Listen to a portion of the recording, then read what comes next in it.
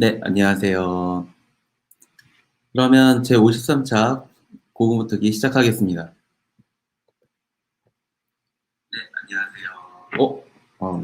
잠깐 방송 실수가 있었습니다. 네, 오늘의 타임라인입니다. 오늘은 이제 약 5분간 시작되기 및 오프닝 진행을 하고, 그 다음에 스트리밍 친구들 모여라 발표, 본발표가 진행되고, 그 다음에 형철님께서 오토매틱 브랜치 머징을 이제 비트버켓에서 하시는 거에 대해서 발표를 해주시고, 그 다음에 민주님께서 그 비대면 해외봉사 고군분투기에 대해서 발표를 해주실 예정입니다. 그리고 이제 끝나고 마무리 그 안내를 좀 드리고, 그 다음에 별도 구글 미트를 파서 이제 근황 토크를 진행해 볼까 하고 있습니다. 그리고 발표는 언제나 환영입니다. 스태프분들에게 문의를 해주시면 되고, 고무뜨기 채널이나 DM이나, 그거는 되게 편하신 방법으로, 이렇게 문의를 해주시면 감사하겠습니다. 그리고, 질문 링크는 지금 슬라이도 링크인데요. 이거는 고무뜨기 채널에, 제가 올려놨으니까요. 이 링크를 통해서 질문을 올려주시면 대단히 감사드리겠습니다.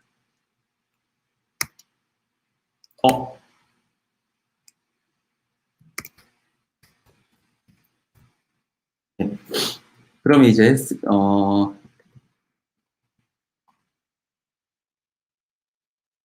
번째 발표를 시작하겠습니다. 잠시만요.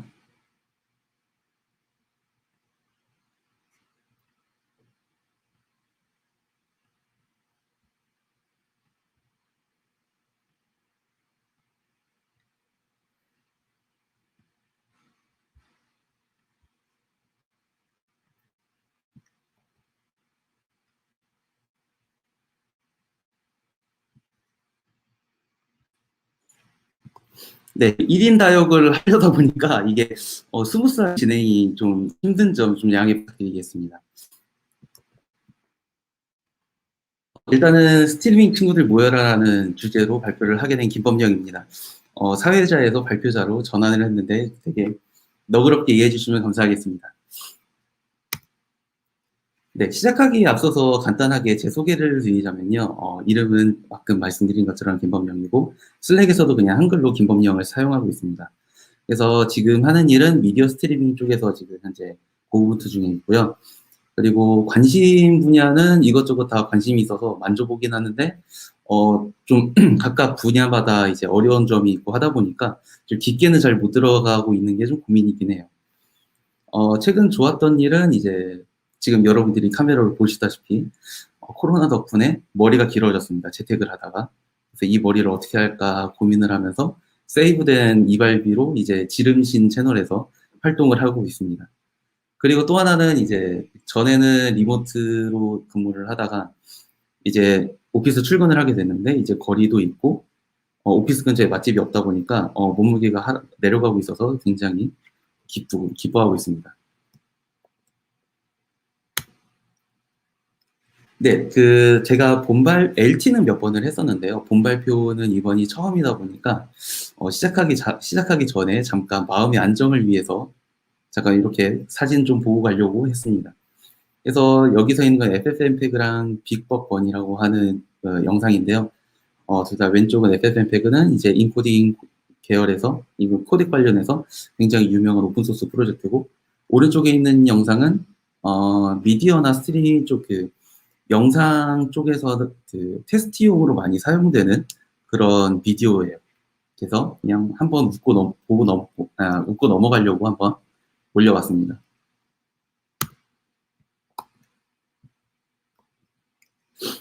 이제 순서는요, 동영상, 그리고 동영상 내부에서 구조와 스트리밍에서 많이 활용되는 포맷, 그리고 라이브와 VOD 시스템에 대한 차이와 공통점과 차이, 그리고 매우 매우 간단한 데모를 시연을 할 거고요.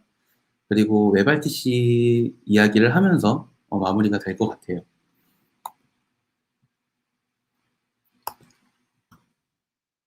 네, 동영상 파일이라고 하면은 이제 파일 탐색기 이런 데에서 보면은 파일 하나로 이루어져 있지만 거기 안에 뜯어보면은 물론 이제 파일 자체에 뭔가 메타데이터나 이런 거 있겠지만 영상 부분만 본다면 이제 컨테이너와 메타데이터, 스트림 이렇게 세 가지로 구성이 돼 있어요. 거기에서 이제 컨테이너는 파일 확장자 같은 친구라고 보시면 될 것 같아요. 그래서 메타데이터나 스트림을 저장을 시켜주는 큰 컨테이너라고 보시면 되고, 여기에서는 이제 AVI, MP4, MPEG 등등이 이제 컨테이너라는 이름으로 불려요. 그리고 메타데이터는 이제 파일 메타데이터와 비슷하게 언제 만들어졌는지, 어떤 인코더를 사용을 했는지, 재생 시간은 얼마인지 등등을 기록을 하는 부분입니다. 스트림 같은 경우에는 이제 다양한 스트림이 있는데, 구체적인 예시는 이제 조금 뒤 슬라이드에서 이제 실제 정보를 보면서 다시 한번 더 디테일하게 말씀을 드리면 될 것 같아요. 네, 이제 동영상 구조인데요. 일단 컨테이너에서 이제 아까 말씀드렸다시피 MPEG, AVI, MP4, MOV 등등과 같이 파일 확장자와 비슷한 개념으로 보시면 될 것 같아요. 그래서 AVI 컨테이너라고 하면은 .avi 파일을 지칭을 하고 뭐 이런 식으로 이해해 주시면 될 것 같아요. 그리고 이제 메타데이터는 이제 사용된 인코더, 그리고 생성 시간, 제목, 재생 시간과 비트레이트 등등을 포함을 하고 있는데, 이것도 아까 말씀드린 것처럼 이제 조금 뒤 슬라이드에서 실제 예시를 보면서 좀 더 말씀을 나누면은 더 이해하기 쉬울 것 같아요. 네, 그리고 이제 다음은 스트림인데요. 이 스트림이 제일 뭐라고 해야 되지?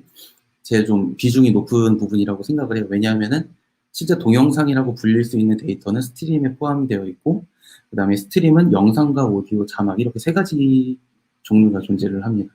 여기서 이제 영상 같은 경우에는 이제 코덱에서 H264, HEVC, H265, MPEG 등등과 같은 코덱으로 인코딩이 돼서 들어가 있고, 그 다음에 어떤 식으로 색을 표현을 할 건지, 그래서 YUV420, YUV 어쩌고저쩌고 되게 많은데요. 이거는 이제 한 픽셀의 색을 표현하기 위해서 어떤 식으로 데이터가 전송이 될 거고, 그래서 어떤 식으로 압축이 된다, 뭐 이런 식으로 표현하는 그 이름들이 되겠습니다. 그리고 이제 많은 분들이 영상을 접하셨으면 당연히 아실 거라고 생각되는 뭐 해상도, 그리고 화면 비율, 뭐 16대 9, 4대 3 이런 것도 영상 스트림의 정보로 가지고 있습니다. 그리고 이제 오디오도 마찬가지로 코덱이 AAC, MP3, MPEG2 같은 이제 코덱 정보가 들어가 있고, 몇 헤르츠로 기록을 했는지, 그리고 이거는 2채널인지 뭐 5.1 채널인지 같은 정보도 들어가 있어요. 그리고 가장 아래 이제 자막도 이제 스트림의 하나로 들어가는데, 이제 자막도 이제 한 파일 안에 여러 개의 자막이 들어갈 수 있다 보니까 스트림 여러 개로 자막이 나뉘어서 들어가게 됩니다. 실물은 이제 뒤에서 다시 보도록 하죠. 그리고 이제 파일의 좀 디테일한 내용은 당연히 이제 VLC나 아니면은 동영상 플레이어 프로그램을 통해서도 확인할 수 있는데, 여기서는 이제 FFmpeg나 FFmpeg랑 같이 있는 FFprobe라는 커맨드를 이용해 확인을 해볼 거고요.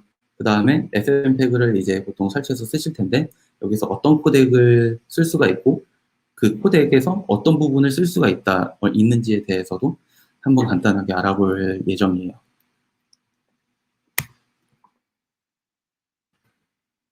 그래서 이게 이제 실제로 FFprobe 커맨드를 통해서 테스트 5.mkv라는 파일을 한번 뜯어봤을 때 이런 식으로 이제 출력이 되는데요. 그 출력된 게 좀 위아래로 좀 라인이 길다 보니까 일부만 좀 캡처를 해서 가져왔어요. 여기서 일단 메타데이터 부분은 보시는 것처럼 이제 어떤 인코더를 사용을 했는지, 그 다음에 언제 만들어졌는지, 타이틀, 그리고 언제 릴리즈가 됐고, 코멘트를 볼 수가 있고요. 듀레이션에서 이제 재생 시간, 그 다음에 몇 초 때 동영상이 시작이 되는지, 보통 이제 0초인데, 이제 편집을 하다 보면은 0초에서 시작이 안 되는 경우도 좀 발생을 해요. 그래서 이런 것도 기록을 하고, 그 다음에 동영상 전체 비트레이트는 이 정도다 라는 거를 이제 메타데이터로 가지고 있어요. 그 다음은 이제 비디오 스트림인데요. 이제 여기는 이제 스트림이 10개가 있어요. 0번부터 0, 1, 2, 3, 4, 5, 6, 7, 8, 9, 10 해서 11개네요. 11개가 있고 비디오 스트림이 하나가 있어요. 여기서 이제 보시면은 H264라고 하는 코덱이 보이고, 이제 옆에 이제 메인이라는 게 보이는데, 이거는 H264라고 해서 같은 264가 아니라 여기 안에서 좀 디테일하게 설정을 할 수가 있어요.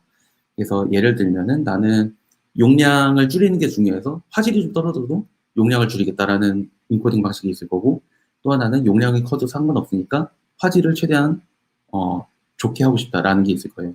그래서 메인은 중간쯤 타협한 부분이라고, 타협한 설정이라고 보시면 될 것 같고, 그래서 여기에서 이제 로우나 하이스트 이런 식으로 프로파일이라고 하는데 이거를 설정해서 인코딩을 할 수가 있어요.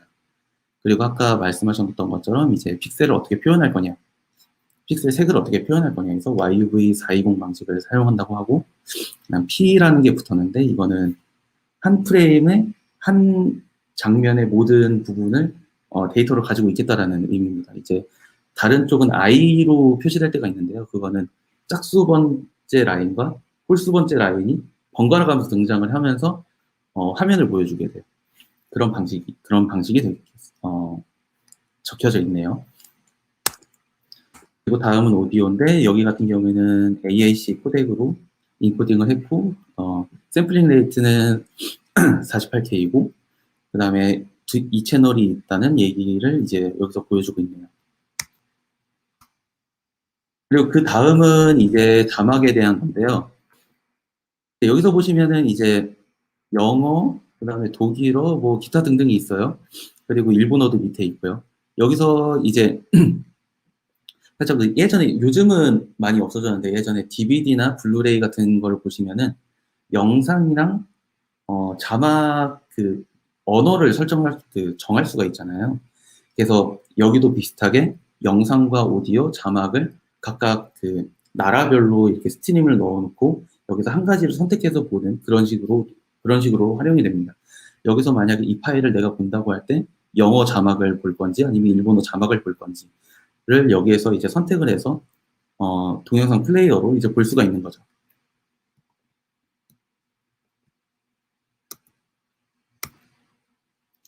그리고 이거는 이제 FFmpeg 커맨드를 통해서 이제 어떤 코덱을 사용할 수 있나, 그리고 코덱 안에서 어떤 기능을 활용할 수 있냐에 대해서 이제 캡처를 해본 건데요. 그래서 위에는 이제 여기 왼쪽에 나오는 부분에 대해서 어떻게 해석을 하면 되는지에 대한 내용이고, 그 밑에 있는 세 줄이 실제 어떤 코덱에서 어떤 거를 쓸 수 있다라는 거를 표현하는 내용이에요. 그래서 이제 H264 같은 경우에는 이제 D가 있으니까 디코딩이 가능하고요. 그다음에 E가 있으니까 인코딩이 가능하고, V가 있으니까 비디오 코덱이고, 점이 있으니까 지원을 안 하는 부분인데, 이 점은 위에서 보시면은 I 부분에 인트라 프레임 온리 코덱이라는 설명이 있어요. 그래서 인트라 코덱 프레임을 간단하게 설명을 드리면은 이제 모든 프레임을 이제 단독으로 인코딩을 해서 인코딩을 하는 건데요. 이제 이거 같은 경우는 이제 동영상 편집을 하실 때 많이 쓴다고 해요. 그래서 일반적으로 저희가 보는 영상들은 한 잔 프레임은 이제 모든 장면이 잠겨 있고, 그 다음은 이제 이 전 프레임과의 그 차이값만 가지면서 이제 압축을 할 수 있는 그런 식으로 많이 쓰게 돼요. 그리고 여기서 L이 있으니까 무손실 압축이 가능하고, 그 다음에 S가 있어서 이제 무손실 압축이 가능하다라는 거를 보실 수가 있습니다. 그 비슷하게 이제 밑에 있는 H265 같은 경우에는 이제 무손실 압축이 없는 게 확인이 되네요.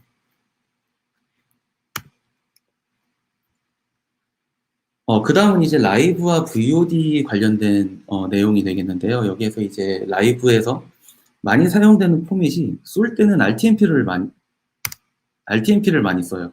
그래서 RTMP는 간단하게 말씀드리면 예전에 많이 썼던 플래시 기반이고, H264 코덱을 주로 쓰고 FLV라고 하는 파일 확장자를 가지고 있는 파일이에요. 그래서 쏠 때 이제 라이브 방송 같은 경우는 이제 몇 초 단위로 몇 초 끊어서 파일 보내고 끊어서 파일 보내고 이런 식으로 많이 씁니다. 그리고 FTL을 썼는데 FTL은 제가 예전에 되게 관심이 있었던 포맷이었어요. 그래서 이거를 좀 이번에 발표 준비하면서 좀 다시 좀 정리해서 찾아볼까 하면서 찾아봤는데, 얘가 이제 마이크로소프트에서 만든 포맷이고, 그 다음에 마이크로소프트에서 이제 믹서라는 트위치 같은 스트리밍 플랫폼이 있는데 거기에서 쓰는 포맷이었어요. 그래서 FTL의 장점이 되게 빠른 반응 속도, 그래서 1ms인가 10ms 이내에서 라이브를 쏘고 받아서 볼 수가 있다라는 거를 되게 적극적으로 홍보하던 포맷이었는데 약 1년 전에 서비스 종료가 됐더라고요. 그래서 되게 안타까웠습니다. 그리고 이제 수신할 때는 이제 HLS, 그래서 애플에서 만든 스트리밍 규격인데요. 여기에서도 이제 HLS를 거의 표준처럼 많이 쓰고, 그다음에 이것도 또한 H264 코덱에 TS라고 하는 파일 확장자를 가지고 있습니다. 그리고 이제 유튜브로 영상을 본다라고 할 때는 엠페그 대시라는 거를 많이 사용한다고 해요. 그래서 여기에서 이제 주로 많이 쓰는 이렇게 네 가지가 되겠습니다. 그래서 이제 라이브와 VOD의 이제 구조는 크게 보면은 거의 똑같아요. 이제 다른 거는 이제 데이터 소스만 다르다라는 느낌일 텐데, 소스가 이제 라이브 같은 경우에는 실시간으로 계속 이렇게 영상 데이터를 보내는 이런 느낌일 것이고, VOD 같은 경우에는 완성된 한 파일을 업로드를 해서 뭔가 처리를 하는 구조가 되겠죠. 그래서 업로드를 하고, 업로드된 거를 인코딩을 하고, 인코딩한 거를 송출을 하고, 이거는 거의 흐름이 똑같습니다. 그리고 이제 데모를 보여드리려고 하는데요. 생각해보니까 이게 지금 크론 탭을 공유를 드리고 있는데, 지금 컴퓨터 화면을 공유를 해야 돼서 잠깐 화면이 내려갔다가 다시 올라올 예정입니다. 잠시만요.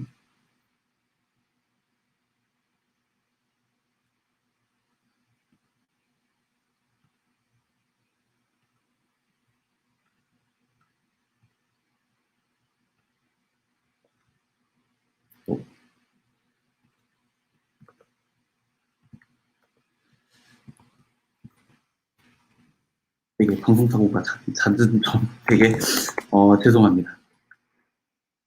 그래서 여기서 이제 보여드리려고 하는 거는 이제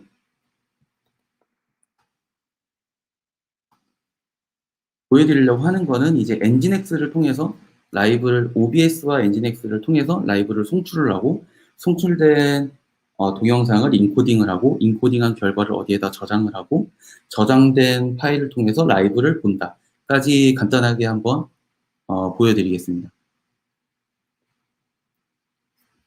그래서 스트리밍을 하기 위해서는 OBS라는 툴을 사용을 할 건데요.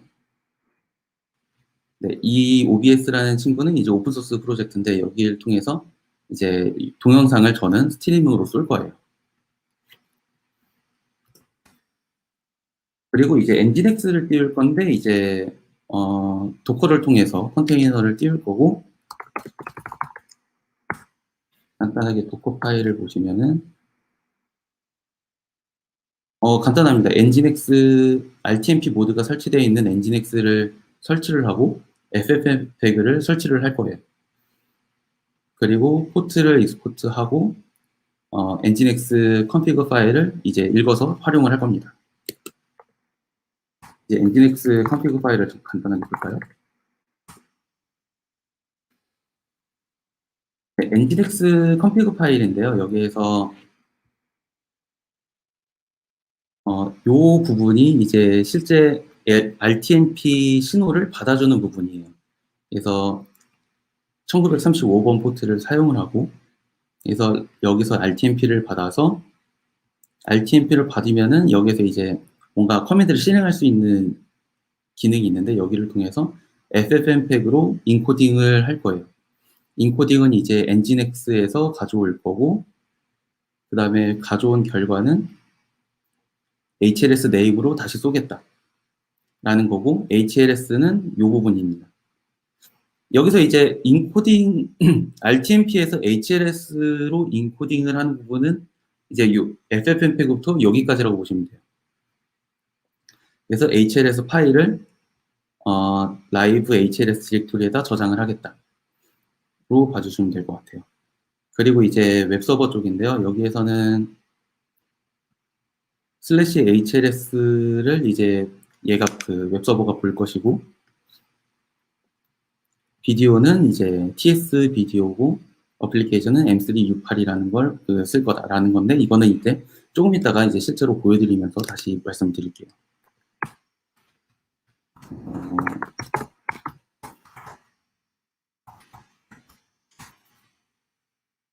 빌드를 하시고,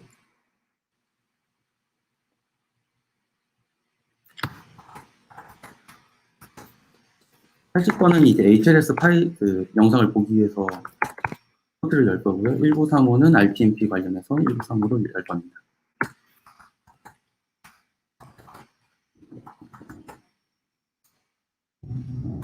R이었죠. 네, 그러면은 엔진X가 올라가는지 볼까요? 네, 여기서 보면은 스트림이라는 이름의 엔진X가 현재 컨테이너가 올라와 있습니다.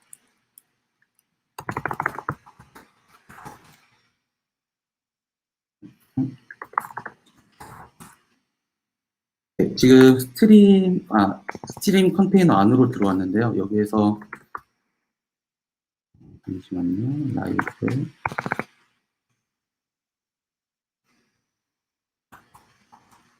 라이브에 HLS. 여기에 이제 HLS 파일이 쌓일 예정이에요. 이제 스트리밍을 써보겠습니다.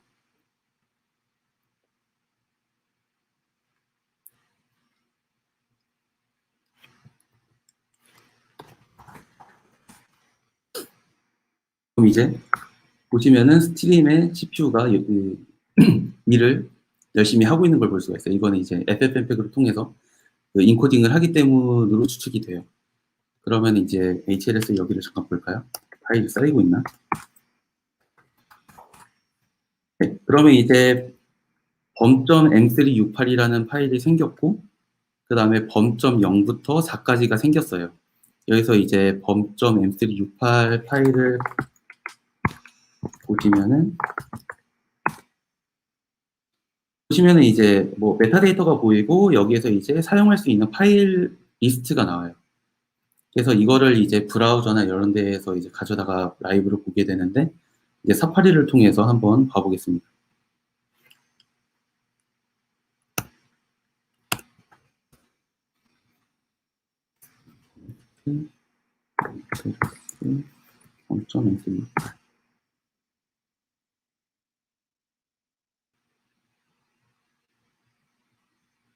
왜 이러지? 음, 음?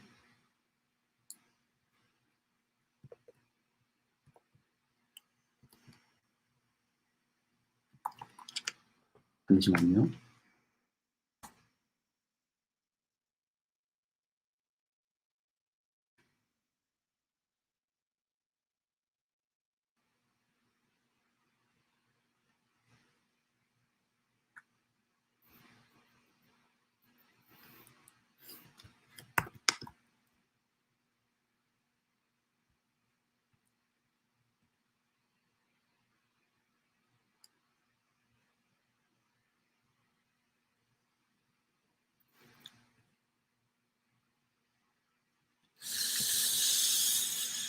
허허. 네, 방송사고네요. 네, 영상으로 찍어둘 걸 그랬어요.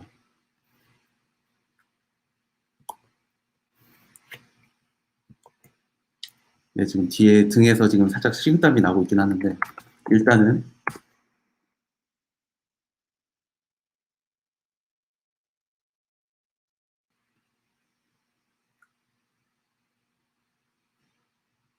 CPU가 너무 바쁜가 보네요. 네, 일단은 뭐 계속 말씀을 계속 드리면은 범.m368이라는 파일을 통해서 브라우저가 이제 받아볼 수 있는 파일을 TS 파일을 확인할 수가 있고, 이 TS 파일 안에서 이제 계속 연달아서 이제 브라우저가 보여주고, 그걸 이제 사람들이 보는 이런 진행 방식이 되겠습니다.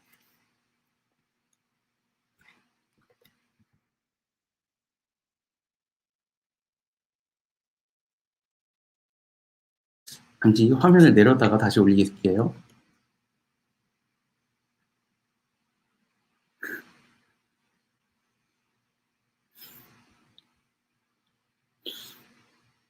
되게 네.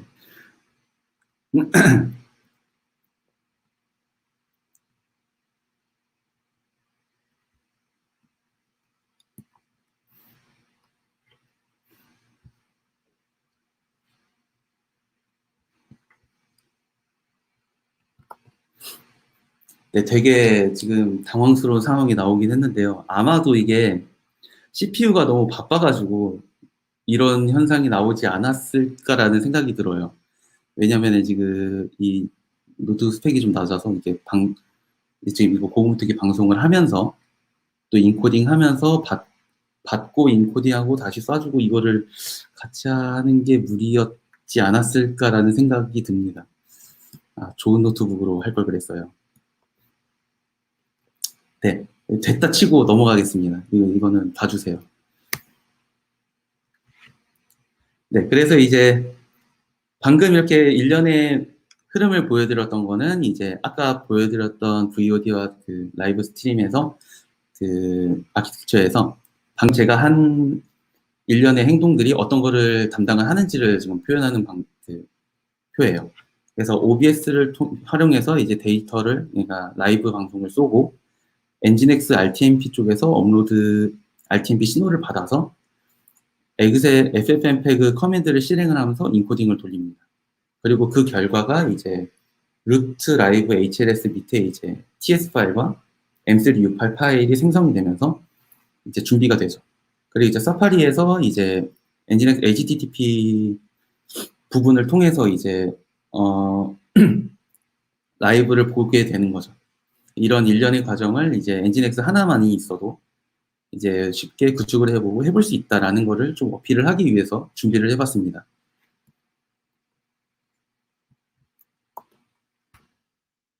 네, 그 다음에 이제 웹RTC가 될 텐데요. 웹RTC는 일단 그 웹 리얼타임 커뮤니케이션의 약자로 웹에서 이제 실시간 통신을 위해서 이제 구축된 그 기능이 되겠습니다. 그래서 목적은 플러그인 도움 없이 브라우저만 통신을 할 수 있는 걸 목표로 만들었지만 결국에는 외부 시스템의 도움이 필요합니다. 이거를 처음에 이해하는 데는 좀 힘들었었는데 일단 그렇게 됐어요. 그리고 이제 기능으로는 크게 세 가지가 있는데 여기에서 이제 미디어 캡처에서 하드웨어 접근을 해서 카메라와 마이크 데이터를 그대로 가져오고 그 다음에 지금 제 화면을 공유 드리는 것처럼 이제 화면을 캡처를 해서 이거를 이제 신호로 다시 쏴주고 이런 거를 이제 기능으로 가지고 있고 그 다음에 코덱을 가지고 있습니다. 오디오 비디오 코덱을 가져서 이제 마이크와 캡처, 아니, 영상 캡처, 뭐 카메라 이런 거를 가져와서 이거를 인코딩을 할 수 있고 그 다음 외부에서 가져온 거를 이제 디코딩해서 화면에 뿌려주고 이게 이제 웹 RTC 기능에 포함되어 있어요. 그리고 전송 및 세션 관리 부분이 있는데 이거는 이제 브라우저 간에 이제 플러그인 도움 없이 통신을 할 수 있는 거를 목표로 하다 보니까 통신 관련된 기능으로서 포함이 되어 있습니다. 네, 그리고 큰 게 한 가지가 더 있어요. 네, 웹RTC가 이야기는 2014년도일 거예요. 그때 이제 구글에서 발표를 하면서 이제 좀 알려지게 됐었을 텐데, 이제 무려 7년 정도 시간이 지나고, 올해 1월 드디어 공식 표준화가 되고, 공식 표준화가 돼서, 이제 API 변경이나 뭐 이런 거 걱정 없이 뭐 사용할 수 있지 않을까라는 기대가 들어요. 왜냐면 제가 예전에 LT로 웹RTC를 발표를 한 적이 있었는데요. 그때가 대충 한 1년 반 정도 전이었을 거예요. 그때는 이제 같은 코드를 짜도 이제 사파리에서 안 되고 크롬에서 되는 뭐 이런 현상이 좀 있었는데 얼마 전에 이제 웹RTC로 뭔가 서비스 개발하신 분 이야기를 들어보니까 같은 코드로 이제 사파리와 크롬, 파이어폭스까지 다 된다고 하더라고요. 그리고 오히려 이제 저 같은 경우는 사파리가 안 됐었는데 오히려 그분 말씀으로는 이제 사파리가 좀 더 부드럽게 되는 것 같더라라는 이야기를 해주셨습니다.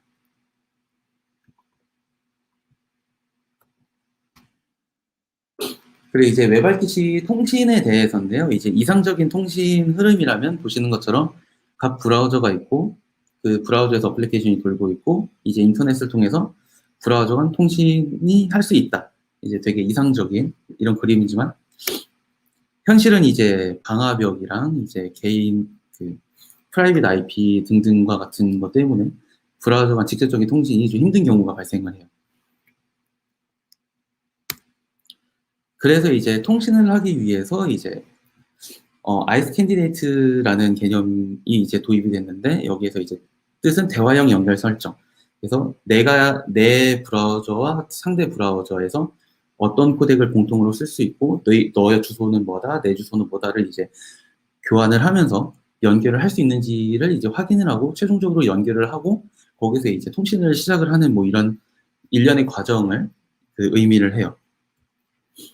그래서 여기에서 아까 말씀드린 것처럼 이제 연결할 때 이제 코덱 정보 아니면은 내가 누군지, 내 주소는 뭔지를 이제 서로 공유가 돼야 되는데 처음에는 서로 아무것도 없는 상태에서 시작을 할 거잖아요. 그래서 이 처음 시작은 외부 시스템을 좀 활용을 해야 되더라고요. 그래서 이게 만약에 뭐 공통 저장소가 됐던 간에 아니면은 뭐 기타 등등 뭔가 서비스가 있게 되겠죠. 그걸 활용해서 처음에는 별도 서비스를 통해서 교환을 해야 하고 교환된 결과를 가지고 브라우저가 직접적으로 통신을 하게 된다라고 생각을 해주시면 될 것 같아요. 그리고 이제 중계 서버나 이제 외부 서버는 이제 필수로 들어간 요소가 두 가지가 있는데 일단 스턴 서버와 턴 서버 이 두 가지는 일단 필수로 필요하게 됩니다. 그래서 스턴 서버 같은 경우에는 이제 스턴 서버 입장에서 내가 쓰는 브라우저가 이제 어떤 주소로 보이는지를 이제 확인시켜주는 거고요. 그래서 이제 턴 서버 같은 경우는 리소스를 별로 안 잡아먹는 작업이기 때문에 무료로 공개된 스턴 서버는 되게 많아요. 그래서 이거를 만약에 웹 RTC로 뭔가 해보신다라고 하면은 공개된 스턴 서버를 활용하시는 것도 방법이 될 것 같아요. 그리고 이제 턴 서버 같은 경우에는 실제 트래픽 중지를 해주는 서버인데요. 이제 턴 서버 같은 경우에는 이제 트래픽을 많이 쓰게 되다 보니까 뭔가 이제 무료로 사용을 해보거나 이런 서비스는 제가 지금까지는 발견한 게 없어요. 그래서 직접 하셔야 되는데 이제 코턴이라고 하는 오픈소스 프로젝트가 있고 그거를 통해서 이제 활용을 해볼 수 있다 보니까 그거를 통해서 사용해 보시는 것도 괜찮을 것 같아요. 그래서 이제 연결 절차를 보시면은 이제 스턴 서버를 통해서 내 주소를 확인을 하고 그 다음에 그 결과로 이제 직접 브라우저가 UDP 연결 시도를 하고 TCP 시도를 하고 여기까지 다 실패를 하면은 이제 턴 서버 중계를 통해서 우회 연결을 이제 시작을 합니다. 근데 이제 어디서 글을 봤었는데요. 이게 실제로 턴 서버를 경유해서 가는 게 전체 트래픽의 한 10% 정도라고 하더라고요. 그래서 생각보다 그래도 턴 서버가 사용하는 트래픽이 턴 서버를 사용해야만 하는 상황이 그렇게 빈번하게 나오지는 않았던 것 같아요. 그리고 이제 기존 스트리밍과 비교를 간단하게 해드리면은 이제 웹 RTC는 이제 브라우저에서 직접 쏘고 받고 하는 거고 기존 송출은 이제 방금 OBS를 썼죠. OBS에서 인코딩을 해서 RTMP를 쏘고 뭐 이런 식이 될 거예요. 그리고 이제 지연 시간이 이제 웹 RTC는 이름 그대로 리얼타임 커뮤니케이션의 약자이듯이 굉장히 낮은 지연 시간을 보이는 반면에 RTMP와 HLS를 활용한 기존 송출 방식은 15에서 30초 정도 딜레이가 생겨요. 왜냐하면은 아까 이제 HLS 자체가 이제 TS 파일을 쓰는데 보통 디포트 설정은 5초 단위로 파일이 생겨요. 그래서 일단 5초에 이제 딜레이가 생기고 RTMP에서 써서 그거를 이제 이벤트를 받아서 FFmpeg으로 이제 인코딩이 시작하는 데까지 또 시간이 걸리고 그러다 보니까 이게 총합으로 해서 대충 한 15초에서 30초 걸린다고 하더라고요. 그리고 이제 트래픽은 이제 웹 RTC 같은 경우에는 이제 브라우저 간 통신이기 때문에 브라우저만 들어가고 웹 RTC가 아니라 기존은 이제 서버에 집중된 트래픽으로 이제 진행이 되게 됩니다. 그리고 이거는 이제 단점이라고 썼는데 이제 예전에 제가 발표했을 때와 올해 1월 이제 표준이 되고 난 다음 이야기가 좀 상황이 바뀐 게 좀 있어가지고 이거를 다시 말씀드리려고 정리를 했어요.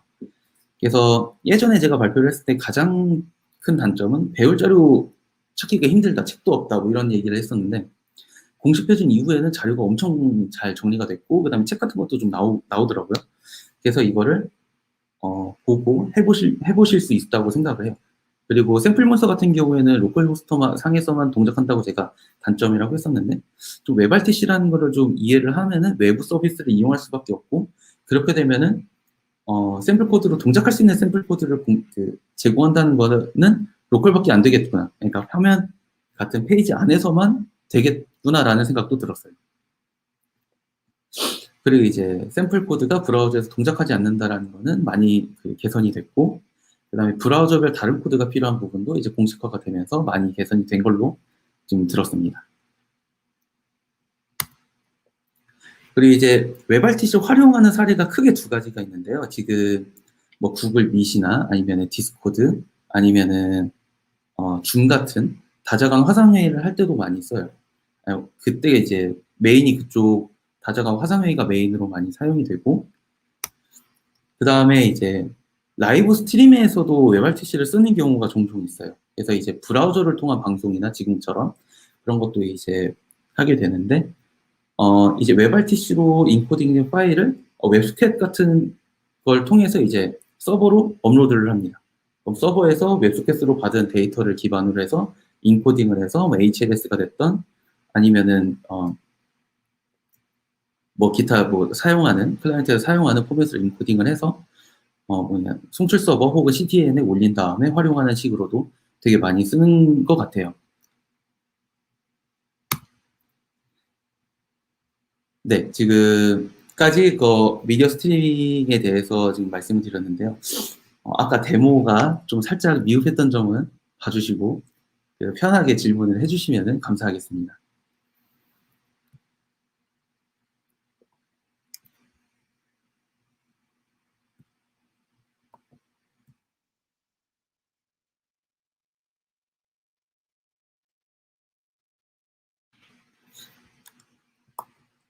한 15초 정도 더 기다린 다음에, 딜레이가 있어서 15초 정도 더 기다린 다음에 그 다음에 이제 질문을 듣도록 할게요.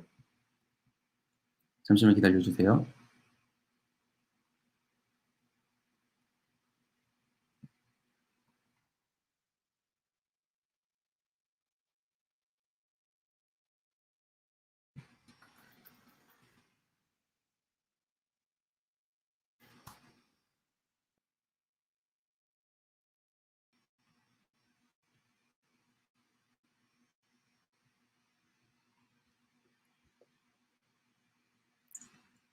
네, 이제 질문 그 쪽으로 넘어가도록 하겠습니다. 화면이 잠깐 내려갔다 올라갈 거예요.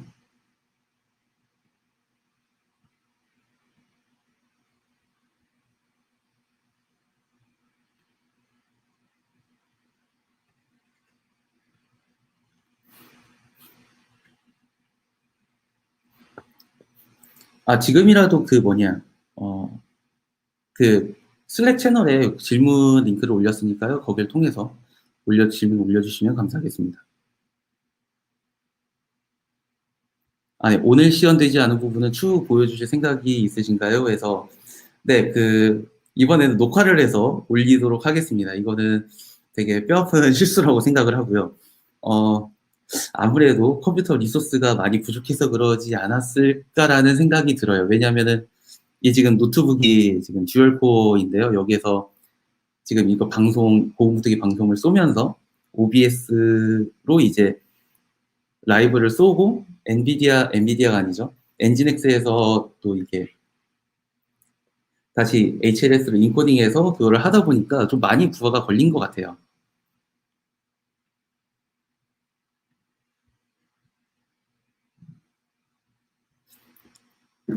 네, 그래서 이거는 추후에 다시 영상을 녹화를 하던가 해서 다시 올리도록 하겠습니다. 네. 발표 감사합니다. 스트리밍 서비스 시작할 때 TS 파일이 새롭게 생성되는 듯 하는데 그 이유가 무엇인가요? 일단 라이브 HLS가 시작을 할 때, HLS로 인코딩이 시작을 할 때 M3U8이라는 파일이 메타데이터 파일처럼 생성이 되고 그 다음에 .ts 파일이 계속 생성이 돼요. 이거는 이제 M3U8은 어떤 파일을 이제 보면 된다라고 하는 그런 안내가 있는 파일이고, 실제 동영상 파일은 .ts 파일인데요. 이게 이제 아까 연번 인덱스 번호가 올라가면서 계속 추가가 되는데, 그게 이제 숫자가 높을수록 최근에 방송을 쏜 영상 파일이에요. 그래서 디폴트 설정 같은 경우에는 지금 한 파일에 대충 5초 정도의 영상 길이를 가지고 있어요. 그래서 5초마다 영상 파일이 하나씩 나온다라고 생각해 주시면 될 것 같아요. 그리고 이제 기본 설정으로는 라이브 같은 경우에는 이제 이게 시간이 흐를수록 이제 구 파일도 쌓이게 되는데, 이거는 이제 삭제가 되고 M3U8에서도 좀 오래된 파일 같은 경우는 날리고 최신 파일 5개 정도만 들고 가는 그런 설정이 이제 디폴트 설정으로 가지고 있습니다.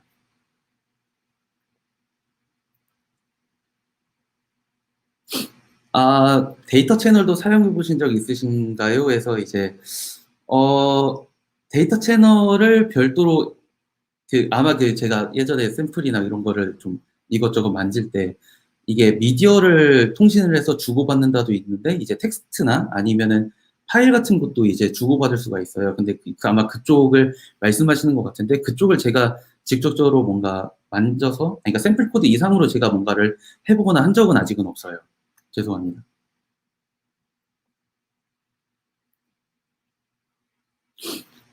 스턴 서버의 역할은 뭔가요? 해서 이제 아까 스턴이랑 턴 서버 두 가지를 말씀을 드렸었는데요. 이제 턴 서버는 아까 말씀을 드린 것처럼 이제 트래픽을 중계를 해주는 서버로서 그 역할을 하고, 스턴 서버 같은 경우에는 내가 누군지를 확인해야 되는데 그거를 이제 스턴 서버가 알려줍니다. 그래서 정확히는 스턴 서버 입장에서 바라본 나의 주소를 이제 확인시켜 줄 수가 있고, 이 스턴 서버가 본 나의 주소를 기반으로 이걸 이제 상대방한테 전달을 해요. 그럼 상대방이 이제 그 주소를 가지고 저한테 그 접속 시도를 합니다. 그리고 저 또한 그 상대방 스탄 서버가 본 상대방 주소를 이제 가지고 제 쪽에서도 이제 상대방으로 접속 시도를 하고요. 그래서 스탄 서버는 내 주소와 상대방 주소를 이제 확인하기 위한 역할이라고 생각해 주시면 될 것 같습니다.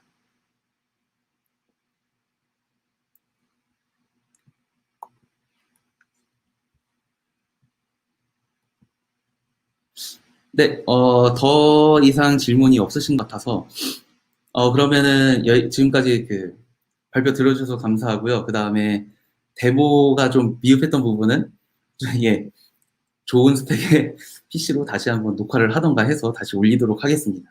그러면 여기까지 그 미디어 스트리밍 관련 발표였습니다. 감사합니다. 이거 다시 저는,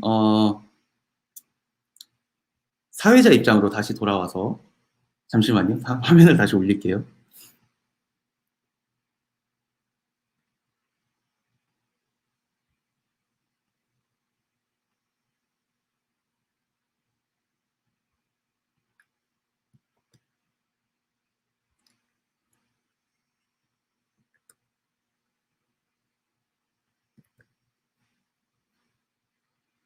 네, 그러면 다음 발표를 해주실 형철님을 모시도록 하겠습니다. 주제는 이제 오토매틱 브랜치 머징인 비트버킷이라고 하네요.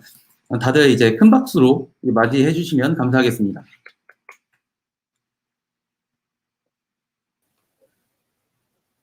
네, 형철님 그러면 잘 부탁드리겠습니다. 잠깐만요. 제 목소리 들리세요? 네, 잘 들립니다. 들리세요? 네네네. 알겠습니다. 네, 그러면 부탁드리겠습니다. 네. 네, 안녕하세요. 오늘은 그 오토매틱 브랜치 머징인 비트버켓이라는 주제로 최근에 사용했던 이 기능에 대해서 좀 정보를 공유하려고 합니다. 일단 요즘 근황인데요. 제 좀 오른쪽 손목에 이게 터미널 증후군인지 모르겠는데 좀 통증이 와가지고 네, 키보드를 좀 바꿨습니다. 이게 쪼개진 걸로. 그래서 지금은 이제 통증이 좀 없어지고 이렇게 팔을 좀 벌리고 타이핑을 해보니까 그동안 이 일반 키보드에서 꽤 그 손목에 무리를 줘가면서 일을 했다는 생각이 좀 들었습니다. 네.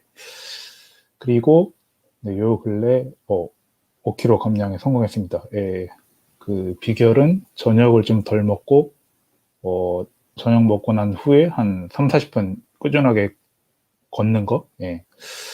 그렇게 했더니 좀 살이 빠지더라고요. 그러니까 역시 먹는 걸 좀 줄이고 움직이니까 살이 좀 빠졌습니다. 올해 안에는 꼭 좀 한국에 갈 수 있었으면 좋겠습니다. 예. 먹고 싶은 게 너무 많아서 한국 가서 먹으려면 살을 좀 더 빼놓으려고 생각 중입니다. 예, 그래서 오늘 이제 좀 깃에 관련된 이야기인데요. 이게 이제 뭐 가장 뭐 일반적인 좀 유명한 그 방법이죠. Successful Git Branching 모델이라는 뭐 저도 꽤 오래전부터 이 방법을 썼었고 그 일하는 환경에서도 지금도 많이 쓰고 있고요. 그래서 이 방법 같은 경우에는 이제 그냥 제 개인적인 그 경험으로는 써보니까 여러 팀에서 이제 같이 개발을 할 때 좀 복잡해지더라고요. 피처 브런치가 많아지고 이거를 지금 머지해도 되는 건지 안 되는 건지 판단이 뭐 안 쓸 때도 있고 해서 좀 여러 팀에서 사용할 때 이제 복잡해지는 게 있고 이 이제 그 릴리즈 브랜치에서 이 버그 픽스 같은 걸 하면은 꼭 이제 디벨롭 브랜치에 수동으로 머지를 해줘야 되는 이런 작업이 좀 굉장히 좀 귀찮더라고요. 예. 좀 이런 귀찮은 게 있었고 이게 이 좌측에 이 끼다란 선을 보시면 아시겠지만 이 피처 브런치에서 길게 개발하는 경우가 많아지거든요. 그 이제 좀 나중에 릴리즈 되는 그 작업이 있어서 그걸 피처 브런치를 개발을 하면 그 앞의 작업 피처 브런치가 그 머지되기 전에는 보통 머지를 잘 안 하기 때문에 굉장히 그 낀 피처 브런치로 개발을 하는 경우가 생깁니다. 그래서 저는 좀 이게 개인적으로 좀 불편을 했고요. 그리고 역시 이제 써보면 지금 이제 뭐 팀 하나만 쓰면 상관없는데 여러 팀이 같이 쓰다 보면 이제 좀 복잡하게 되는 그런 단점이 있었습니다. 그 다음 제가 이제 써본 건 이제 GitHub 플로라는 이 방법인데요. 이건 이제 심플하게 그 브랜치가 두 개죠. 마스터랑 피처 브랜치. 그래서 일단 릴리즈 브랜치는 없고 마스터에서 이제 뭐 피처 브랜치를 끊어서 개발이 끝나면 바로 이제 마스터에 머지를 하고 그 마스터 브랜치를 이제 릴리즈를 하고 이런 방법인데요. 이게 그러다 보니까 이제 마스터 브랜치에 굉장히 빈번하게 머지가 발생을 하게 되고 릴리즈를 하다 보니까 그 릴리즈 하는 시점도 잘 결정을 해야 되고 태깅도 잘 해야 되고 그래서 좀 이렇게 뭐라고 해야 되지 좀 성과물만 모아둘 수 있는 그런 브랜치가 좀 있었으면 좋겠다는 생각이 좀 들게 되더라고요. 네. 그리고 이것도 역시 여러 팀에서 같이 이용하게 되면 복잡하게 됩니다. 네, 결국에는. 그리고 이제 제가 이제 최근에 있던 팀이 복잡했던 이유는 이 그레이들 멀티 모듈로 그 소스가 만들어져서요. 리포지터리 하나에 이 모든 소스가 다 들어있거든요. 그러니까 이제 가장 이 부모가 되는 A라는 프로젝트의 그레이들 프로젝트가 있고 그 밑에 이제 뭐 B, C, D 이런 식으로 각자의 그 그레이드 프로젝트가 들어있거든요. 그래서 굉장히 이제 하나의 리포지터리 안에 많은 소스가 들어있고 하다 보니까 용량도 크고 좀 복잡하기도 하고요. 이렇게 하면 이제 장단점이 있는데 장점 같은 경우에는 이제 의존성 같은 거를 이제 기반으로 개발을 할 때 쉽게 소스를 수정해서 그 버전 같은 걸 올릴 수 있기 때문에 개발할 때 좀 편한 게 있고 뭐 IDE에서 그냥 리포지터리 하나만 임포트하면 모든 걸 다 이제 볼 수 있기 때문에 그런 이제 편한 장점도 있고요. 단점은 이제 역시 거대해지는 거랑 용량이 커지는 거 그리고 좀 복잡해지죠. 이것도 이제 굉장히 많은 소스가 들어있으니까 리포지터리 하나에 이제 뭐 이런 점이 있었습니다. 그리고 이제 그다음 또 복잡했던 이유는 이제 여러 개의 팀들이 있고 그 팀들이 이제 여러 개의 안건을 가지고 이제 뭐 피처 브런치를 꺼서 개발을 하는데요. 이 디벨롭 브런치 하나에서 이제 모든 이 피처 브런치를 꺼서 개발을 하다 보니까 이제 굉장한 수의 피처 브런치가 생기게 되고요. 그러다 보니까 이제 이런 식으로 피처 브런치가 굉장히 많다고 했을 때 보통 이제 디벨롭 브런치 머지를 이제 릴리즈 순서대로 머지를 하죠. 물론 이제 꼭 그렇게 릴리즈 순서로 머지를 해야만 하는 건 아닌데 이게 이제 순서가 꼬이거나 하면은 이제 뭐 일부 롤백을 한다랄지 좀 복잡한 경우가 많아서 일반적으로는 이제 보통 그 순서대로 디벨롭 브런치에 머지를 하게 됩니다. 그래서 예를 들어 이제 이런 식으로 가장 먼저 릴리즈 예정인 이제 피처 브런치를 디벨롭에 머지를 하고 그 다음에 이제 그거에 그 릴리즈 브런치를 끊어서 일단 이 머지한 피처 브런치는 삭제를 하죠. 이렇게 되면 이제 그제서야 그 다음 이제 릴리즈 예정인 피처 브런치를 머지할 수 있게 됩니다. 이거는 근데 이제 뭐 사용 방법이나 팀에 따라서 사용 방법은 다를 수 있는데 뭐 제가 경험한 걸로는 여태까지 이런 식으로 한 경우가 많았기 때문에 굉장히 피처 브런치가 이제 줄을 서서 머지 가능하게 되기를 기다려야 하는 이런 일들이 좀 많이 발생을 했습니다. 그래서 이제 요 근래 써본 게 이 오토매틱 머징이라는 기능인데요. 이건 이제 비트버켓에 있는 기능이고요. 그리고 디폴트는 비활성화가 되어 있습니다. 그래서 이제 뭐 설정은 간단하게 그냥 이 설정에 들어가서 오토매틱 머징을 ON으로 해주면 이제 설정이 됩니다. 예, 그 설정 자체는 굉장히 간단하고요. 그래서 이제 여기서 그 일반적인 뭐 좀 개발 플로, 경무원지 그 중에 이야기를 해보자면 보통 이제 이런 식으로 디벨롭 브런치가 어느 정도 개발이 되면 그 릴리즈 브런치를 끊게 됩니다. 그래서 이 릴리즈 브런치 안에는 이제 여러 피처 브런치가 있죠. 그래서 이제 릴리즈 브런치에서 뭐 테스트도 하고 뭐 버그 픽스도 하고 그래서 개발이 끝나면 릴리즈를 하게 됩니다.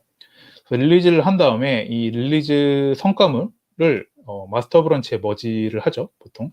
그래서 이 머지한 시점에서 보통 태그를 끊습니다. 예를 들어 뭐 1.0이라는 태그를 끊게 되죠. 그 다음에 이 이제 성과물을 다시 디벨롭 브런치에 이렇게 머지를 해주죠. 일반적으로 이제 이게 끝인데 경우에 따라서는 이제 복수계 릴리즈 브랜치가 있을 경우가 있기 때문에 다음번 릴리즈 브랜치가 뭐 이미 있다랄지. 그래서 예를 들어 뭐 이렇게 이제 복수계의 릴리즈 브랜치가 있으면 디벨롭에 머지한 이 성과물을 또 각 이 릴리즈 브랜치에 머지를 해줘야 되죠. 그래서 이제 그 좀 최신화를 해주는 작업이 필요하죠. 근데 이 오토매틱 브랜치 머징을 쓰면 이 지금 이렇게 깜빡깜빡이는 이 작업들을 비트버켓에서 자동으로 해줍니다. 그러니까 이제 사람이 수동으로 이 작업을 이제 안 해도 되는 거죠. 그러니까 결국 사람이 하는 거는 이제 마스터 브런치에만 머지를 해주면 나머지 일은 안 해도 된다. 좀 이렇게 됩니다. 근데 이제 릴리즈 브랜치에 이 명령 규칙이 필요한데요. 이 오토매틱 머징을 사용하려면 릴리즈 브랜치의 이름에 이런 식으로 이제 숫자를 넣어서 이 릴리즈 브랜치의 순서를 정해줘야 됩니다. 그래서 예를 들어 이렇게 1.0, 2.0, 3.0, 4.0이라는 릴리즈 브랜치 4개가 있으면 이 릴리즈 브랜치는 1.0이 릴리즈 되고 그 다음 2.0이 릴리즈 되고 그 다음 3.0이 릴리즈 되는 이런 순으로 릴리즈 한다라는 이 전제가 필요합니다. 그리고 이런 식으로 릴리즈 이름에 뭐 포스픽스로 해서 뭐 그 릴리즈 브랜치의 설명 같은 문자를 넣는 것도 가능합니다. 예. 이게 왜 이렇게 해줘야 되냐면 다음 이제 예에서 보시게 되면 예를 들어 이제 이런 뭐 복수계 릴리즈 브랜치가 있는데요. 이 1.0이라는 릴리즈 브랜치에서 버그가 있어서 버그 픽스를 하게 됐습니다. 이제 버그 픽스가 끝나고 이 피처 브랜치를 릴리즈 1.0에 이제 머지를 하게 되면요. 자동적으로 이 오토매틱 머지가 이제 작동을 해서 이 작업을 이제 릴리즈 2.0에 머지를 해주고요. 그 다음 릴리즈 3.0에 이제 머지를 해주고, 그 다음 릴리즈 4.0에 머지를 해줍니다. 그 다음 제일 끝에 이거를 디벨롭 브런치에 머지를 해주게 됩니다. 그래서 이제 순서대로 이렇게 머지를 한 다음에 제일 끝에 디벨롭 브런치에 머지를 해주게 되는데요. 예를 들어 이 릴리즈 2.0이라는 브랜치에서 이제 버그 픽스를 하게 되면요. 그래서 작업이 끝나서 머지를 하게 되면 이것도 이제 오토매틱 머지에 의해서 다른 브랜치에 이제 순차적으로 머지를 하게 되는데요. 이때는 1.0 브랜치는 머지를 하지 않습니다. 왜냐하면 1.0 브랜치가 릴리즈 2.0 브랜치보다 먼저 릴리즈 되기 때문에 그 릴리즈 2.0에 들어가는 작업이 1.0에 들어가면 안 되죠. 먼저 릴리즈가 되기 때문에. 그래서 이 오토매틱 머지가 이 릴리즈 브랜치의 이름을 보고 앞에 숫자의 릴리즈 브랜치에는 머지를 하지 않습니다. 그래서 이 경우에는 이제 그런 식으로 뒤에 있는 릴리즈 브랜치에 머지를 하고 역시 제일 끝에 디벨롭 브랜치에 머지를 하게 됩니다. 그래서 이게 이제 이걸 도입하게 되다 보니까 저희가 여태까지 써왔던 이제 그 일반적인 그 브랜치 모델이 뭐 이제 보통 이런 식으로 쓰게 되죠. 그래서 뭐 마스터 브랜치는 이제 릴리즈 성과물을 모아놓는 브랜치고, 뭐 핫픽스는 긴급하게 릴리즈 사용할 경우에 사용되는 브랜치고, 뭐 피처가 일반 개발용 브랜치, 그리고 이제 디벨롭은 메인 브랜치, 그리고 이제 릴리즈 브랜치가 있고, 저희 같은 경우 이제 버그 픽스 브랜치는 이용을 안 하고 있습니다. 그냥 피처 브랜치에서 전부 하고 있습니다. 이게 이제 저 오토매틱 머지를 도입하게 되면 피처 브랜치가 이제 릴리즈 브랜치부터 생성을 하게 됩니다. 그러니까 모든 개발을 기존의 디벨롭 브랜치가라 끊었던 거를 릴리즈 브랜치로부터 개발을 하게 됩니다. 그러다 보니까 이제 디벨롭 브랜치는 모든 작업 내용이 들어가 있는 제일 끝에 이제 디벨롭 브랜치 사용으로 머지가 되기 때문에 모든 작업 내용이 들어가 있는 브랜치가 되고요. 그리고 이제 릴리즈 브랜치를 사용할 때만 쓰게 됩니다. 그렇기 때문에 기본적으로 디벨롭 브런치는 쓸 일이 별로 없고요. 그 릴리즈 브런치를 끊을 경우만 사용하게 되고 거의 모든 작업은 릴리즈 브런치에 하게 됩니다. 왜냐하면 오토매틱 머지에 의해서 각 릴리즈 브런치에 전부 자동으로 머지가 되기 때문에 릴리즈 브런치에 머지가 된 그 내용은 전부 동기화되는 식으로 자동으로 머지가 되게 됩니다. 그래서 이제 사실상 릴리즈 브런치가 기존의 디벨롭 브런치의 역할을 이제 하게 되고요.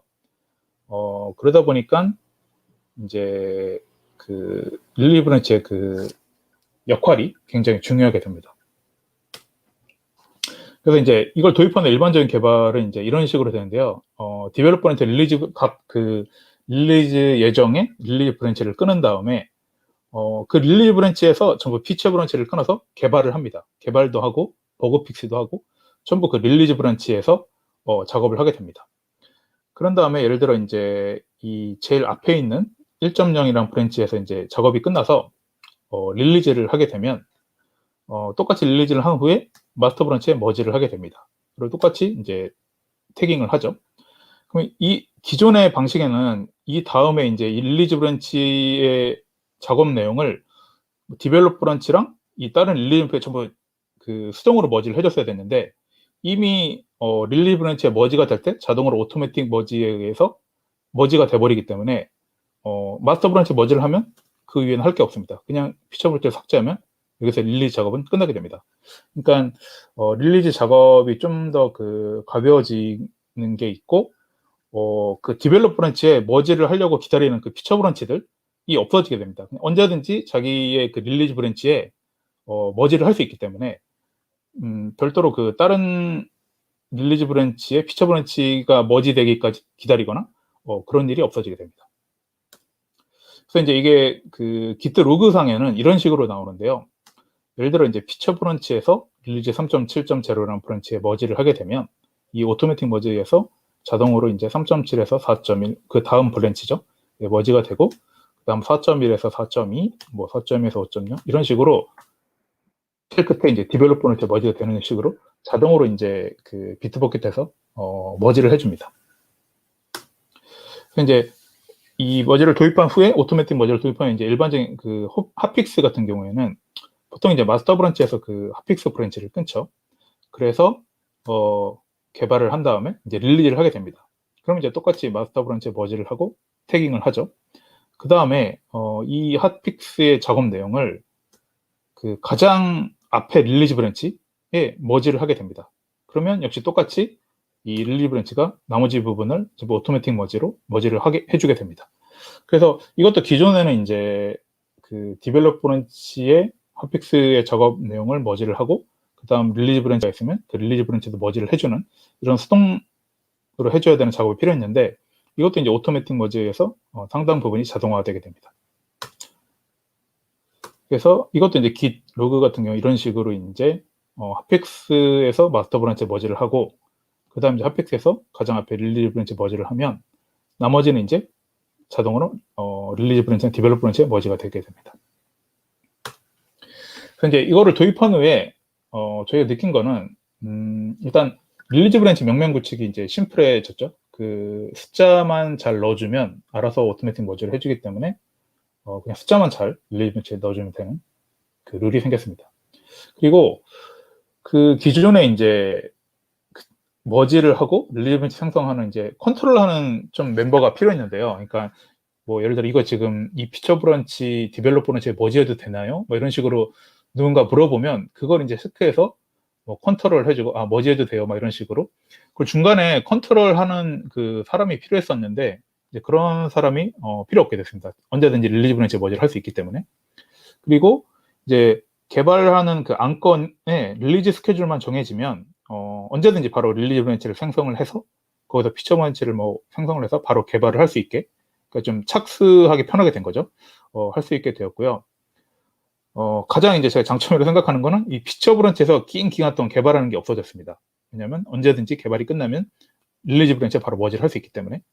이게 저는 좀 이 피처 브런치 긴 기간 동안 개발하는 게 가장 좀 여태까지 힘들었던 게 굉장히 막 예를 들어 뭐 한 달 이런 식으로 피처 브런치 개발을 해서 뭐 이제 디벨롭 브런치에 머지를 딱 했는데 움직이지 않네요. 뭐 이런 일이 발생한다랄지 아니면 그 머지할 때 뭐 콘플릭트가 발생한다랄지 그래서 그 굉장히 브랜치에서 길게 개발한다는 머지할 경우에는 그만큼 이제 위험 요소가 많이 발생하게 돼서 그거 이제 컨트롤하기 힘들었는데 그런 일이 없어졌기 때문에 저는 이게 굉장히 즐거웠습니다. 예.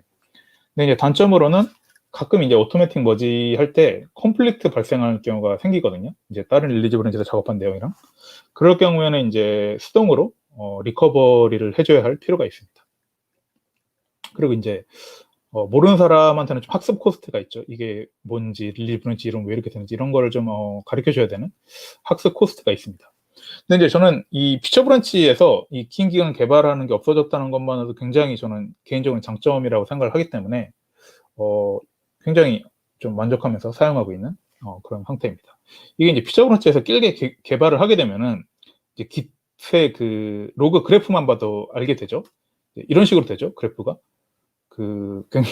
굉장히 많은 브랜치가 길 개발을 하고 있고 정기적으로 막 디벨로퍼 브랜치에서 풀을 하거나 리베이스를 하거나 뭐 이런 식이 되기 때문에 굉장히 좀 그래프만 봐도 대충 어떤 상태인지 짐작을 할 수 있게 됩니다.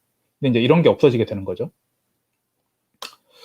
그래서 이제 끝으로 이제 비트버켓에 대해서 좀 알아보자면 비트버켓은 이제 이것도 무료 버전이 있습니다. 클라우드 5명까지 무료로 쓸 수 있고요. 이제 데이터 센터, 그러니까 이제 온프레미스 버전이죠. 버전도 있는데 데이터 센터는 이제 금액이 좀 나가는 편입니다.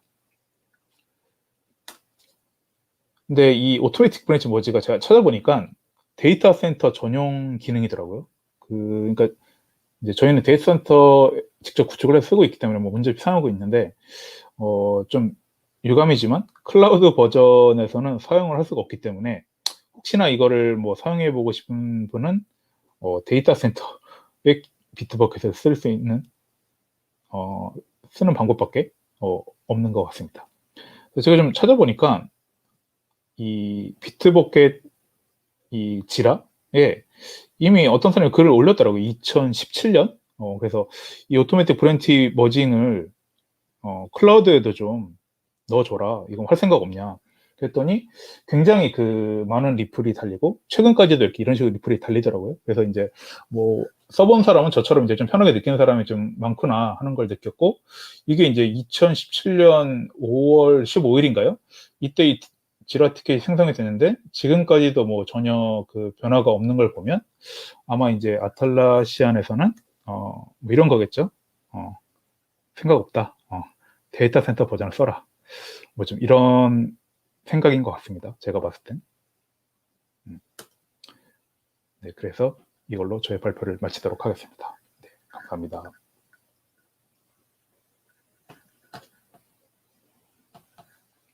네, 범영 씨 발표 끝났습니다. 네, 발표 감사드립니다. 슬라이드 보시면서 슬라이드요? 네네. 이거를 화면을 띄워줄 수 있나요? 아마 내렸다가 아니요, 올리셔야 될 거예요. 아니요. 제가 슬라이드 화면이 제가 봐야 되나요? 잠시만요. 네네네네. 그래서 잠깐 딜레이가 좀 있을 거예요. 유튜브 딜레이. 라이브랑. 그래서 좀 한 20초 정도 좀 기다리셨다가 이제 질문 네네네. 올라오면은 질문 오래된 순서부터 읽으시고 네네. 답변해 주시고 이렇게 해주시면은 될 것 같습니다. 잠시만요. 이거를 중지를 하고 다시 올리면 되나요? 네. 이건가? 보이시나요? 잠시만요. 네. 다행히도 질문이 적어서 다행인 것 같네요. 네. 자, 여러분들 빨리 질문하실 타이밍입니다. 아니 없으시면 그냥 슬랙으로 적어주셔도 나중에 제가 답변을 해드리겠습니다. 네. 일단 이 질문에 대한 답변을 드리자면 한번 읽어주시면 감사하겠습니다. 질문. 예. 잘못되면 버그 코드를 오토머징으로 전파해 버리진 않나요? 오토머징 되는 타이밍에 따라 다른 거 리뷰 완료? 그렇죠.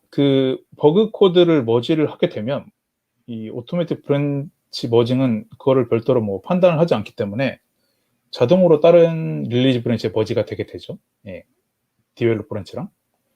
근데 이제 버그 코드를 예를 들어 그런 식으로 해서 오토매틱 머징이 되면 버그 코드가 발생한 릴리즈 브랜치에서 이제 그걸 수정을 하겠죠. 수정을 해서 다시 이제 머지를 하겠죠. 그러면 그 내용이 또 이제 오토매틱 머지에 의해서 다른 릴리즈 브랜치로 이제 다 머지가 되기 때문에 뭐 그런 식으로 대응할 수밖에 없지 않나 하는 생각을 합니다. 네. 그리고 오토매틱 이 머지 타이밍은 저희 같은 경우는 그 코드 레뷰가 전부 다 끝난 후에 이제 뭐 머지를 일반적으로 하기 때문에 근데 이거를 뭐 그 머지하는 사람이 뭐 이렇게 태클을 해서 뭐 오토매틱 머지를 해줘서 이런 식으로 머지하는 게 아니라 그냥 머지 버튼을 누르면 자동적으로 오토매틱 머지가 되기 때문에 그냥 리뷰가 끝나면 일반적으로 이랑 똑같이 머지 버튼을 눌러서 머지를 하게 됩니다. 그러면 이제 오토매틱 머지에서 자동으로 머지가 되고요. 네, 그런 식입니다. 이 정도로 답변이 되었을까요?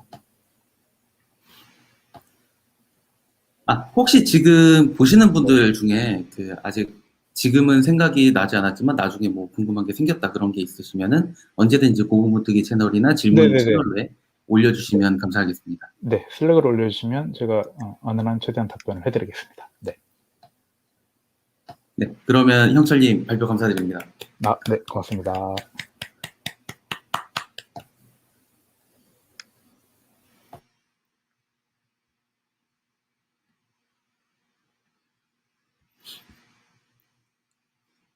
네, 이제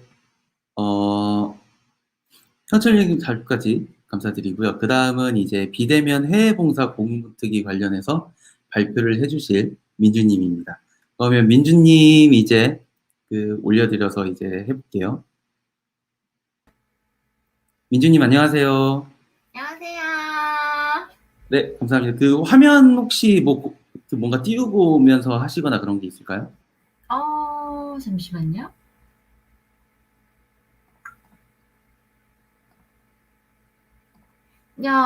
오늘은 사실 급하게 준비하느라 발표 자료가 없어요, 만든 건요. 그래서 있는 거 이게 계속 보여드리면서 그냥 하겠습니다. 네, 알겠습니다. 그러면 민주님 그러면 발표 잘 부탁드리겠습니다. 네, 오랜만입니다. 원래는 오늘 제가 계획이 없었는데요. 저 김혜민님께서 좀 급하게 이제 야근을 하셔야 돼서 어제 부탁을 하셔서 제가 하게 됐습니다.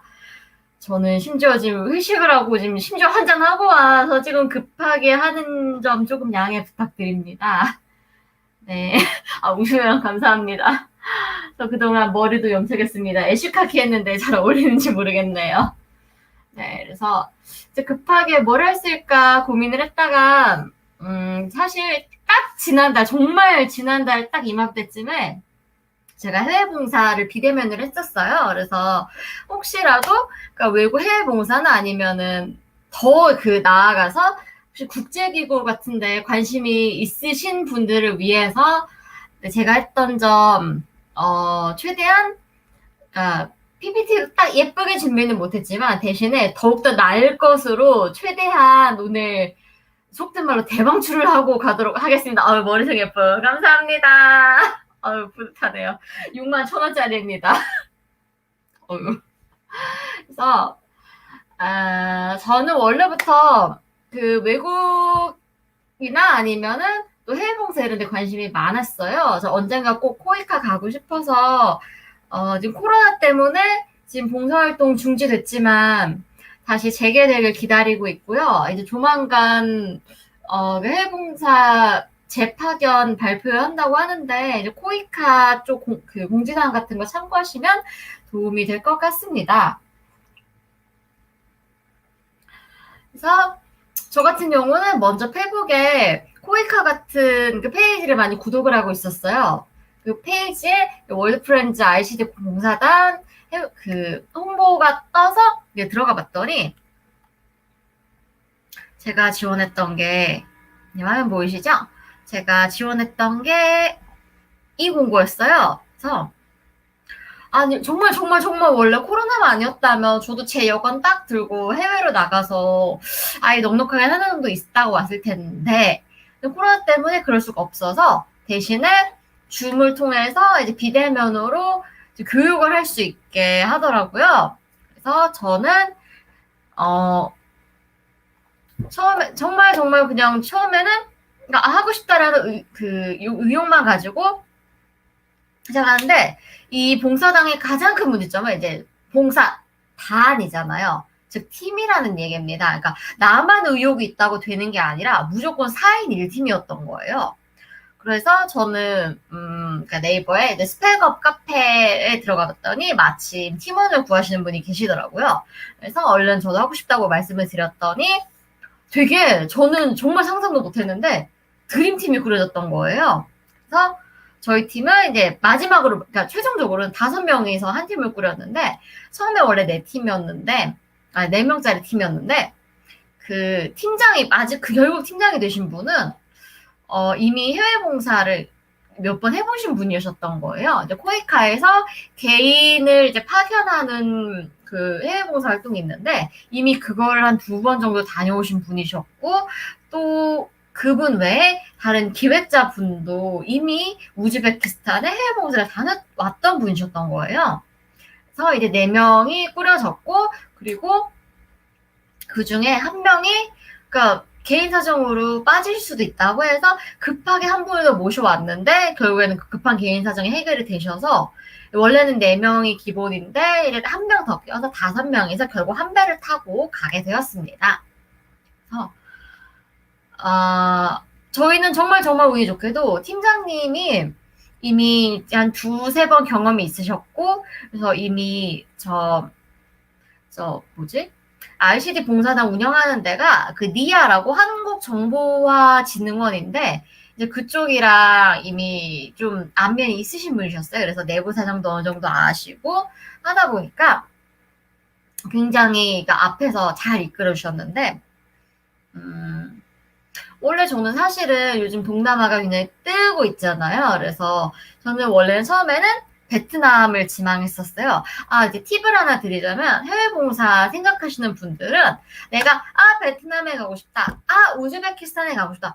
물론 이것도 너무 좋아요. 너무너무 좋은데 보통은 이거 말고 저는 코이카 맞아요. 눈먼도 많더라고요. 네, 많더라고요. 그래서 저는 원래 코이카도 생각이 있었는데 코이카든 아니면 니아든 항상 봉사활동 단원을 모집할 때는 우리가 어느 나라에 어떠한 교육 과정 혹은 어떠한 목적으로 누구를 대상으로 필요하다라는 걸 꼭 반드시 이제 미리 파일로 올려줍니다. 엑셀이든 PDF든요. 그래서 저희 5명의 팀원 아니죠. 한 명은 나중에 한번 때문에, 그러니까 편의상 4명으로 진행했습니다. 저희 4명의 팀원들은 올려준, 뭐라고 해야 되지? 굉장히 공돌이스럽게도 설정 파일이라는 생각밖에 안 드는데, 안내, 문을 보고 4명끼리 이제 고민을 하기 시작했습니다. 자, 그때 우리 4명의 구성원은 경험이 있는 이제 토스에서 보안 직무하시는 엔지니어분 1명, 그리고 AI, 그리고 그 중에서도 NLP, 그러니까 자연어 처리를 하는 그리고 좀 경영학이랑 IT 쪽이랑 접목한 융합 학문을 하는 친구가 있었어요. 그 친구는 언어 담당이라고 통역을 주로 맡아줬어요. 그 친구 1명, 그리고 이미 코이카 봉사활동을 다녀오셨던 컴퓨터 공학 전공자 1분 이렇게 계셨는데, 저희끼리 고민을 했는데, 일단은 정말 잠시만 제 자랑을 하자면 제가 너무 다행스럽게도 인공지능을 정말 조금 할 줄 알았기 때문에 우리의 교육을 인공지능으로 하기로 결정했어요. 그러다 보니 우리의 교육 목표가 정해졌고, 그 교육 자꾸 설정 파일이라고 하게 되는데, 조건문도 아니고 뭐라고 해야 되죠? 그러니까 그 조건을 건 안내문인데 조건을 건 안내문을 보니까 AI 교육을 희망하는 곳이 베트남도 있고 우즈베키스탄도 있더라고요. 그러다가 저희가 그러니까 1지망은 사실 베트남을 썼는데 우즈벡이 된 이유가 그 교육 대상도 잘 보셔야 돼요. 교육 대상이 베트남의 경우에는 티네이저, 그러니까 10대 또는 대학생이었는데 우즈베키스탄은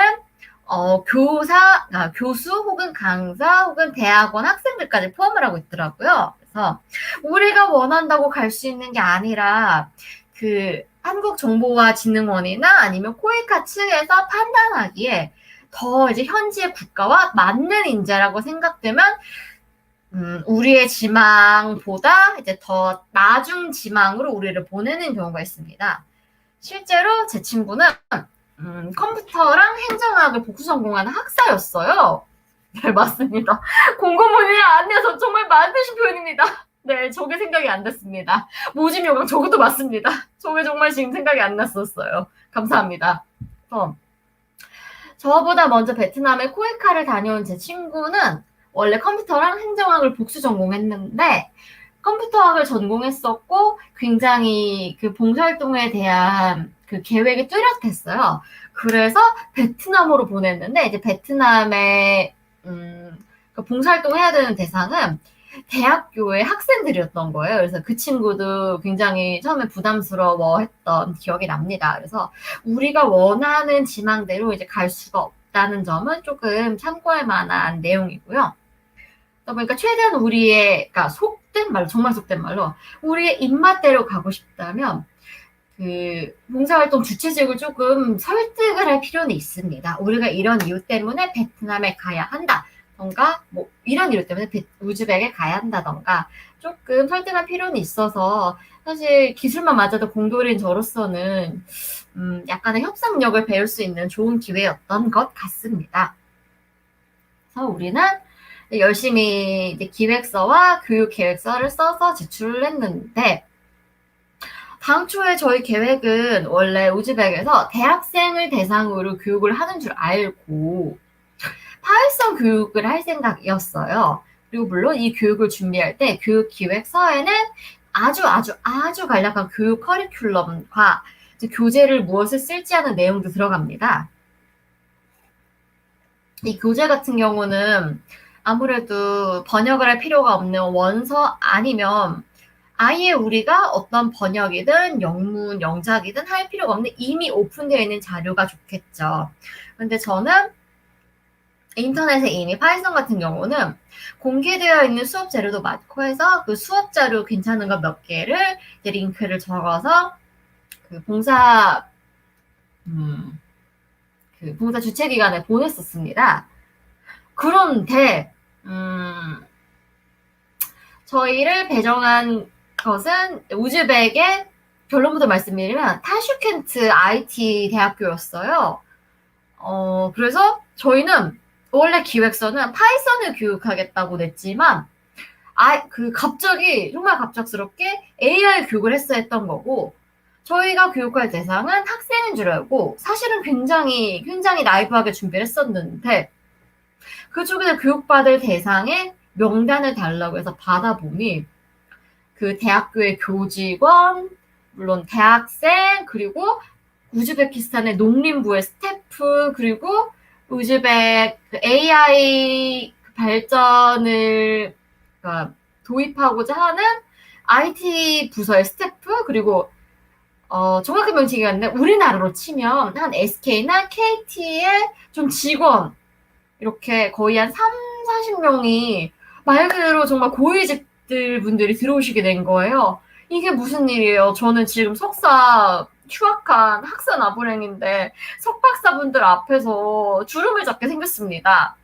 그래서 저희는 저희의 그 교육 커리큘럼을 완전히 새로 짜야 했어요. 그리고 저희 4-5명 중에 AI를 해본 건 저밖에 없다 보니까 제가 속된 말로 감투를 썼습니다. 교육 리더가 되어서 교육 커리큘럼을 좀 제가 짜게 됐었는데 이게 제가 기획서를 예쁘게 보여드리면 좋은데 이제 갑자기 찾으려니까 안 보여서 그때 당시에 제가 막 메모해놨던 거를 보여드릴게요. 맞아요. 저 진짜로 점프투 파이썬을 준비했거든요. 근데 막 개발자가 나와가지고 막 질문도 나 사실 음성인식을 C++ 해봤는데 뭐 그 다음에 뭘 해야 돼 이런 질문 받으니까 미치겠는 거예요.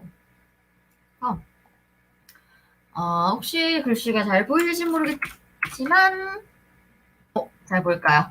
그래서 저희의 교육 과정은 그 주최국에서 교육 그 일자나 어떤 기간도 좀 조율해 주는데 어쨌든 교육 뭐라 해야 되지? 봉사활동 주관 기관은 나중에 알고 보니까 약간 중간에서 조율해 준 역할만 할 뿐이지 실질적으로는 저희랑 우즈벡의 그러니까 수혜복이라고 부르는데 저희의 그 봉사활동을 받는 분들 간의 커뮤니케이션이 더 중요해서 솔직히 말씀드리면 나중에 가면 갈수록 예, 중간에 낀 이제 저희 정보화진흥원 분들이랑은 솔직히 말하면은 거의 이제 소통 안 하게 됐습니다. 우즈벡이랑 이제 다이렉트로 메일 주고받았거든요, 저희는요.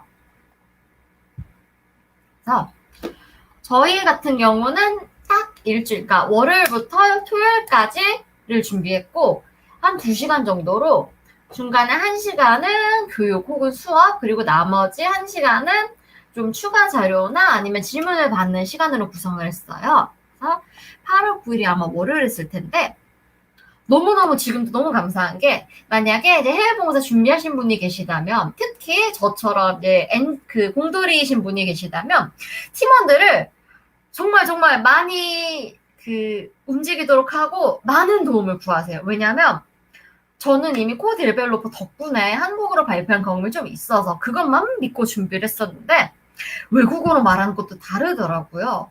외국어로 말하는 거, 그러니까 내가 한국어로 20분을 준비했어도 긴장을 해서 말이 빨라지면 영어로는 10분짜리 발표가 될 수도 있는 거고, 아니면 아무리 이제 말을 천천히 한다고 해도 한국어로는 그러니까 발표하는 중에 내 모국어니까 편안하게 좀 더 이제 부가 설명을 그때그때 맞게 할 수 있지만, 영어는 제가 아직 영어가 짧기 때문에 좀 미리 만들어 놓은 스크립트가 없으면 굉장히 어버버버 하고 있더라고요.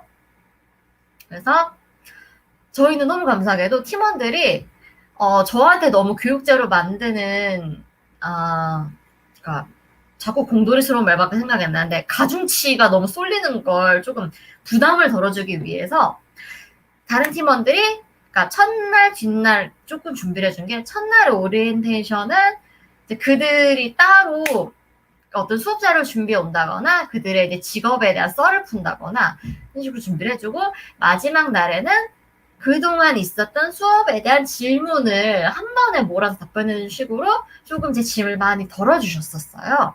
이렇게 공돌이 분들은 이제 다른 팀원들의 도움을 많이 받는 걸 정말 진심으로, 진짜 진심으로 추천드립니다. 그래서 말이 너무 길었는데, 저희도 최대한 정말 속된 말로 티가 안 나게 봉사 시간을 때워야 하기 때문에 첫날에는 저희 팀원 소개, 수업 소개를 했었고, 팀원들과 좀 커뮤니케이션하는 시간을 갖고 싶었는데 잘 이제 솔직히 말하면 되진 않았고요. 그 다음에 나머지 화, 수, 목, 금 과정은 제가 수업 자료를 정말 열심히 만들어 준비했었는데, 첫날은 AI for Everyone이라고 앞서 말씀드렸듯이 저희의 교육 대상은 저 같은 공돌이가 아니라 정부 스태프, 그러니까 정말 속된 말로 이제 문돌이, 그리고 그러니까 농림부 직원, 그러니까 IT를 안 하시는 분들도 있었기 때문에 좀 더 보편적인 보통 사람들을 위한 오리엔테이션을 준비를 했었어요. 그래서 인공지능 하면 정말 막연한데, 그래서 그 인공지능이 무엇인지 설명하는 시간을 가졌었고요. 인공지능이 가지는 장점이나 단점, 그리고 농림부 직원분들이 계셨기 때문에 농업에서 쓰이는 AI에 대해서 조금 더 디테일하게 다뤘었습니다. 그리고 그 다음 날에는 우리가 아이디 강국이기 때문에 개발도상국에서는 좀 우리의 그 뭐라고 해야 되나 경험을 많이 참고하고 싶어 했어요. 그렇기 때문에 이거는 과제였는데 일명 KIA라고 우리나라에서는 AI를 위해 어떤 노력을 하고 있는지를 많이 소개를 했었어요. 그래서 우리나라의 사기업에서 만드는 인공지능, 뭐 파파고, 저는 파파고를 정말 가고 싶어하는 거 아마 발표 들으신 분은 아실 겁니다. 파파고라든지 네이버 클로버 얘기라든지 아니면 삼성의 빅스비, 아무래도 자연현실하는 사람이다 보니까 그런 썰을 많이 풀게 되더라고요.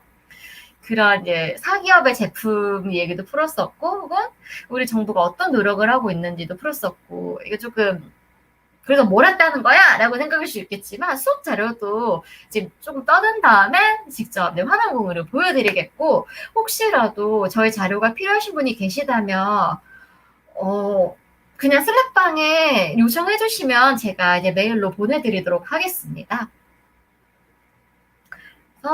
그리고 그 자리에는 물론 대학교 교수님도 계시고, 그러니까 한마디로 그 학생들을 가르쳐야 하는 분들이 계셨기 때문에 특히나 그리고 중간에 질문을 많이 받았던 부분은 이제 교수님께서 우리가 학생들 AI 교육을 해야 되는데 교육 커리큘럼 어떻게 해야 하냐는 질문도 굉장히 진지하게 주셨어요. 그러다 보니 한국에서는 초중고 코딩 교육을 어떻게 하고 있고, 그리고 한국의 대학교들에서는 어떻게 IT나 AI 교육을 비전공자마저도 대상으로 하고 있는지도 같이 설명해 드렸던 기억이 납니다. 그 다음날 수요일에는 조금 더 딥하게 들어갔어요. 그 자리에는 이제 IT 교수님 그리고 대학원생도 있었기 때문에 이들을 위해 특별히 교육받는 학생과 교육자들을 위한 세션을 준비해서, 그래서 과연 AI는 무엇이고 머신러닝은 무엇이고 딥러닝은 무엇인지 조금 더 세부적으로 기술적으로 설명을 했었고요. 이들이 공부를 하기 위해서 혹은 학생들을 가르치기 위해서 무엇을 참고할 수 있는지 조금 알려드렸었어요. 여기서 잠깐 여담을 하자면 이게 수요일에 한 내용이었는데 이미 한 월요일부터 학생분들이나 교수님들은 그래서 나 공부하려면 어떻게 해야 하는데 혹은 학생들 가르쳐야 하는데 커리큘럼 쉴 수 있느냐라는 질문이 막 들어오는 거예요. 그래서 저 같은 경우는 일단 수요일까지 좀 기다려 달라라는 대답과 함께 조금 제가 미리 만들어놨던 강의 자료를 참고해서 조금 좀 예고편을 방영했었던 기억이 납니다. 그리고 교육의 마지막 날인 금요일 13일에는 굉장히 있어 보이겠었죠? Practice Make Simple AI for Card 이건데, 이거는 지난달에 아마 들으셨던 분들이 기억나시겠지만 AI 이 세계로 가는 길을 알려줘 라는 굉장히 오타쿠스러운 제목으로 발표를 했었습니다. 그래서 자동차 운전자의 명령을 이해하는 내비게이션 구현을 영어 데이터셋 가지고 했었어요. 그리고 마지막인 토요일에는 여기는 안 써놨네요. 마지막 날인 토요일에는 조금 더 그동안에 나왔던 질문들은 정보 스태프분들이 계시다 보니까 AI가 앞으로 이제 미래에 어떻게 쓸 거고 이제 뭘 준비하는지 이런 질문들을 받아서 그거에 대한 이제 저는 사실 교육 리더가 저 하나였기 때문에 이미 한 일주일 정도 저는 교육 자료를 만드느라 굉장히 거기에 올인했었기 때문에 도저히 추가적인 걸 만들 여력이 안 나서 팀원분들이 도와주셔서 좀 그러니까 외부 강의나 아니면 다른 이제 질문이 중간에 많이 나왔었던 이것도 기억나는데 우즈벡의 철도 회사에서 우즈벡의 철도 AI 시스템을 도입하고 싶어 하는데 한국에서는 철도에 어떻게 AI를 쓰냐 이런 질문도 나와서 이제 그걸 조금 더 맞춤형의 자료를 좀 찾아서 공유를 해드렸던 그런 기억이 납니다. 그래서 이거는 굉장히 멋있는 말은 마지막에 하고 싶었는데 저 혼자보다 항상 팀은 강하다는 걸 배운 너무 감사한 시간이었던 것 같습니다. 조금 제가 썼던 교육자료 샘플을 보여드리자면요. 첫날 했던 AI for Everyone 이거 같은 경우는 혹시라도 교육자료 만드실 분들이라면 물론 직접 만드시는 게 가장 베스트 케이스겠지만 사실 무에서 유를 창조하기는 너무 어렵습니다. 그렇기 때문에 저도 이미 만들어져 있는 교육자료를 많이 참고했는데 그래서 앤드류 응 교수님 정말 사랑하고 존경하고요. 바깥에 많이 퍼왔고 교육자료를 만들어서 너무 힘들었던 게 그냥 이제 친구한테 얘기를 하는 거 이렇다더라라고 할 수 있지만 나름대로 이제 봉사단은 정말 우리 나라의 이름을 걸고 이제 떠들어야 되기 때문에 좀 근거가 명확했어요. 그래서 가져오는 자료의 출처도 명확해야 했다는 얘기예요. 정말 최소한 위키디피아, 최소한 뭐 정보 소프트웨어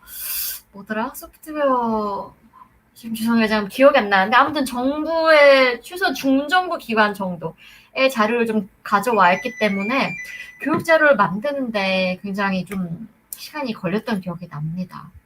나라 이름 걸고 자료 만드는데 나무 위키를 쓸 수는 없잖아요, 여러분. 이랬었고요. 팀원 소개 페이지부터 넘어왔는데 이런 식으로 제가 생각해도 그때 장을 잘 만들었었네요. 그래서 인공지능이 뭔지 개발자들 좋아하는 고양이 있죠. 감사합니다. 정부과제 바라보는 정말 달달하긴 하죠. 그래서 근데 AI가 무엇인지 이제 중간에 설명을 하자면 저희가 총 5명이었는데 5명의 팀 구성은 팀장님, 즉 그러니까 IT를 할 줄 알면서도 기획의 능력이 있어서 그 봉사 주체 뭐라 해야 되지? 그 정보화진흥원이랑 우리 사이 혹은 우즈벡 사이에서 조율을 해주셨던 팀장님 그리고 기획자 분이 계셨고요. 언어 담당이라고 원래는 보통의 4명의 팀이면 언어 담당이 보통 1명 들어갑니다. 쉽게 말하면 통역입니다.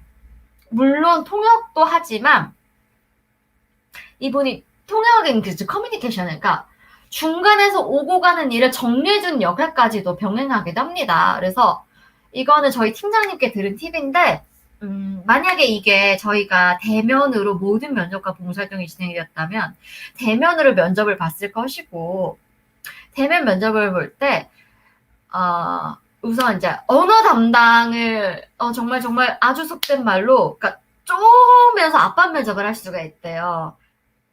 그렇기 때문에 언어 담당의 역할이 굉장히 중간에 중요하게 되고요. 소통해주는 언어 담당 그리고 실질적으로 기술을 지원하거나 교육을 해주는 저 같은 이제 기술 담당 저는 이제 교육 리더라는 명목으로 들어갔는데 이렇게 보통 4명이 한 팀을 이루고 저희 같은 경우는 손가락이 좀 부족. 죄송합니다. 그 언어 담당분이 취업을 할 수도 있다고 했기 때문에 이분의 지인을 모셔와서 언어 담당이 최종적으로 2명이 들어갔던 케이스인데 언어 담당도 이제 많으면 많을수록 좋긴 한데 아무래도 조금 더 역량이 있는 분을 모셔오면 좋긴 합니다.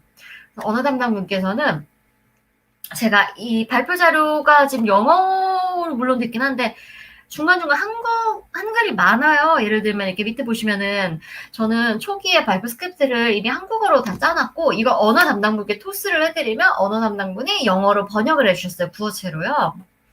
근데 언어 담당분도 이제 본업이 있고 하시니까 번역기를 돌려서 주셔서 중간에 좀 오역이 좀 있었어요. 예를 들면은 인간의 말을 이제 발화라고도 하잖아요. 이 발화를 fire를 해주신 거 있죠. 번역기 돌리고 이제 검수를 안 하신 거예요. 그래서 중간에 제가 뭐 화를 낸 적이 있는데 하여튼 그래도 언어 담당은 계시면 좋습니다. 반드시 이제 언어 담당 끼고 팀을 구성하는 걸 추천드리고요. 물론 저희 언어 담당은 정말 고생 많이 하셨습니다. 그래서 보통 번역기가 문어체로 많이 해주기 때문에 자연스러운 구어체로 바꾸려면 통역분이 있으면 진짜 편합니다. 나는 그냥 내 생각하는 대로 쭉 써주면은 이제 번역기가 알아듣게 한번 다듬어 줄 필요가 없기 때문에 그렇고 인공지능이 무엇인지 활용 분야는 무엇인지 좀 다뤘던 기억이 나고요.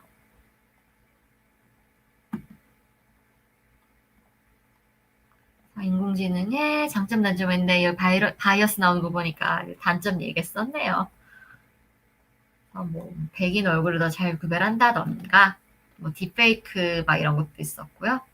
그리고 아무래도 우즈베키스탄이 개발도상국이다 보니까 개발도상국에 더 맞는 인공지능은 어떻게 하면 되는지도 조금 설명을 했었어요.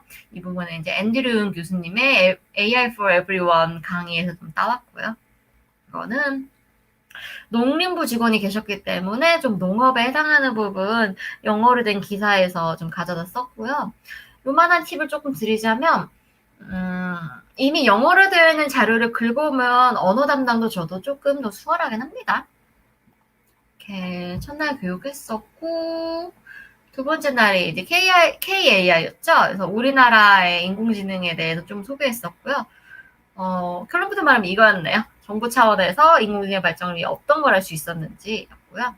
아무래도 조금 높으신 분들이 많다 보니까 KAI까지 굉장히 관심이 정말 불타오르셨어요. 그 다음 날에 그래서 인공지능 뭐고 머신러닝 뭐 딥러닝은 뭔지 설명할 때는 이제 굉장히 질문이 없는 모습이었는데요. 그래서 좀 글로벌 동향도 많이 관심 있어 하셨어요. 그래서 같이 다뤘었고요. 그래서 선진국도 이렇게 한다. 그러니 우즈벡도 좀 돈 좀 들이고 사람 좀 키워라 라는 말을 굉장히 적게 돌려서 했었습니다. 그래서 저도 이번에 사봤는데 우리나라는 좀 데이터셋 구축 이쪽으로 많이 특화가 돼 있더라고요. 우즈벡의 사정을 저는 잘 몰라서 이제 함부로 말을 못했는데, 그래서 가장 쉽게는 데이터셋부터 구축을 하면 된다라고 저도 좀 가중치를 뒀었고요. 우리나라의 이제 전략이라던가 이제 산업 좀 소개 좀 했었고요. 우리 인간협동하라고도 했었고, 네, 이 부분, 그러니까 교육을 하려면 좀 한국은 어떻게 하고 있다. 예를 들면 한국에서는 이미 초중고에서 AI 교육을 하고 있다라던가 대학원 커리큘럼 뭐 어떻다던가는 이제 따로 찾아서 드렸고, 일반인들은 그 왜 흔히 말하는 나라사랑 카드 말고 내일 배움 카드, 죄송합니다. 내일 배움 카드랑 나라사랑 카드가 헷갈렸어요. 그래서 내일 배움 카드나 이런 쪽도 소개를 좀 했었고요. 이랬었고, 교육에 대해서는 그 다음날에 이걸 했었어요. 제가 주라고 아주 그냥 자기소개 열심히 했었죠. 그래서 인공지능이 뭐고, 머신러닝이 뭐고, 이런 거. 그래서 그 머신러닝 중에서 클래시피케이션은 뭐고, 또 그 리그레션은 뭐고, 이런 것도 되게 간략하게 설명을 했었어요. 그래서 머신러닝 모델은 뭐가 있고, 그리고 가장 중요한 조금 뒤로 가서 딥러닝은 뭐 이미지에 쓰는 거 따로 있고 자연에 쓰는 거 따로 있다, 이런 얘기도 조금 했었던 기억은 아주 중요한 거 나왔네요. 그래서 그 학부 수준 학생들에게는 이제 어떤 강의를 참고해서 어떤 수준 정도로 하면 좋다 소개를 했었고, 그리고 석사 과정은 어떤 수준에 어떤 걸 가르치면 좋다도 조금 알려줬었고, 실제로 그 인공지능 구축하기 위해서는 뭐가 필요한지도 되게 간단하게 썼어요. 그래서 뭐 파이썬이 지금 보시는 거죠. 파이썬이 필요하다던가, 텐서플로우랑 파이토치 중에 뭐를 골라 쓰라던가, 기터브에서 소스를 많이 참고를 해보라던가. 군필. 네, 남초 회사에나 이런 데 있다 보니까 너무 자연스러워졌어요. 막 이제 싸지방 이러고 있고요. 놀래더라고요. 그렇고, 좀 이제 학생들의 동기부여를 위해서는 캐글에 도전해 보도록 한번 해라 라는 얘기도 했었어요. 코스라는 매트랩으로 나오군요. 그렇게도 했었던 기억이 나요. 이제 무슨 얘기는 까먹었는데. 이제 이 세션 할 때, 그래서 그 AI 교육에서 제일 중요한 게 뭐냐라는 질문도 받았는데, 저 같은 경우는 무조건 장비사라고 했었어요. 이제 GPU가 제일 중요하다 이렇게 했었는데, 지금 생각해보니까, 그러니까 이거는 이제 우즈벡에서 직접 들은 게 아니라 저희 팀장님한테서 들은 얘기인데, 우즈벡이나 몽골처럼 좀 내륙 지방의 경우에는 이제 물이 없잖아요. 내륙이다 보니까. 그래서 용수가 없대. 그러니까 한마디로 공업 용수가 없어서 이제 서버 시키거나 이런 이제 물이 조금 부족하고 그러다 보니까, 이것도 이제 완전 공인된 썰은 아니에요. 근데 팀장님한테 들은 건데, 우즈벡 같은 경우는 중국에 있는 서버나 아니면 클라우드 서버를 임대해 올 수도 있다고 이렇게 말씀하셔서 아마 장비 사정이 그렇게 좋지 않을 거고, 그리고 우즈베키스탄은 이슬람 국가, 이건 아니구나. 죄송해요. 그 예전에 소련의 그 영향이 있는 나라이기 때문에 아직 공산주의가 조금 남아있어서 어느 정도 조금 아직 통제가 남아있을 수 있대요. 중국처럼 막 구글이나 기터브를 차단한다거나. 그래서 저 같은 경우는 사실 질문이 자꾸 들어오는데, 그래서 우리가 이제 소스코드를 어디서 얻을 수 있느냐, 뭘 참고할 수 있냐, 근데 너무 답답한 게 구글에 한 번만 쳐보면 우린 나오잖아요. 이거를 본인이 구글에 찾아보면 나오는데 왜 물어보지? 라는 생각을 했는데, 이제 팀장님이 말씀해 주신 얘기 듣고 보니까, 이제 확실하진 않지만 내부에서는 좀 구글이든 기타보든 뭔가 차단이 되어 있어서 접근을 못할 수도 있겠구나 라고 생각하게 되니까 굉장히 저도 말하는데 많이 조심스러워지더라고요. 또 마지막 날 했던 건 잠시만요. 뭔가? 그리고 이거 켜지는 동안 잠깐 얘기하면 방법을 고를 수 있어요. 비대면으로 하는 봉사활동은 이미 저희가 녹화해 놓은 걸 틀어주는 방식이거나 아니면 직접 줌으로 실시간으로 강의를 해준 두 가지 중에 하나를 선택할 수 있는데, 저희는 전자, 그러니까 미리 비디오 녹화를 해주고 틀어주는 걸 선택했던 이유가 개발도상국은 우리처럼 인터넷 환경이 막 짱짱하지 않아요. 그래서 중간에 끊길 수 있기 때문에 비디오를 녹화해서 틀어줬던 건데 이제 걱정이 무색하게 너무 다행하게도 우즈벡의 인터넷 환경은 아주 아주 좋았습니다. 그래서 개발도상국 중에는 집에 컴퓨터가 없는 경우도 있대요. 이거는 코이카 했던 친구한테 들은 썰인데 굉장히 그 제3세계 오지로 가게 되면 컴퓨터 켜는 법부터 알려줘야 되는 경우가 있다고 하더라고요. 그런 최악의 상황 가정에서 저희는 비디오 녹화로 갔었는데 이 부분은 만약에 해외 봉사하시게 되면 그 현지에 있는 그 담당자분과 그 상의를 해서 더 이제 적합한 방법을 선택하시는 것도 좋을 것 같습니다. 그래서 이거는 이제 마지막 맞아요. 거기도 말장성이 저도 이제 들을 살이 확실하진 않은데 그럴 수 있습니다.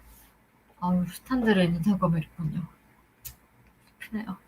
이건 마지막 날 했던 건데 갑자기 UI가 확 좋아지죠.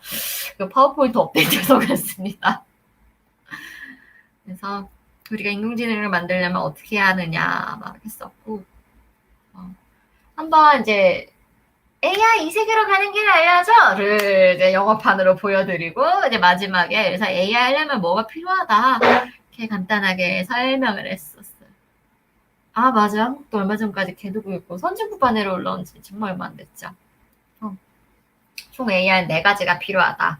즉 AI를 학습시킬 데이터 그리고 AI 학습할 모델 그리고 이 학습을 뒷받침해줄 장비 그러니까 상세하게 말하면 GPU 아니면 클라우드 서버 그리고 휴먼 이 AI 분류하는 사람 실제로 저희끼리 농담으로 머신러닝이 아니라 휴먼런이라는 농담할 만큼 사람의 역할 정말 중요하고요. 이렇게 간단하게 설명하면서 이제 교육 마무리했던 기억이 납니다.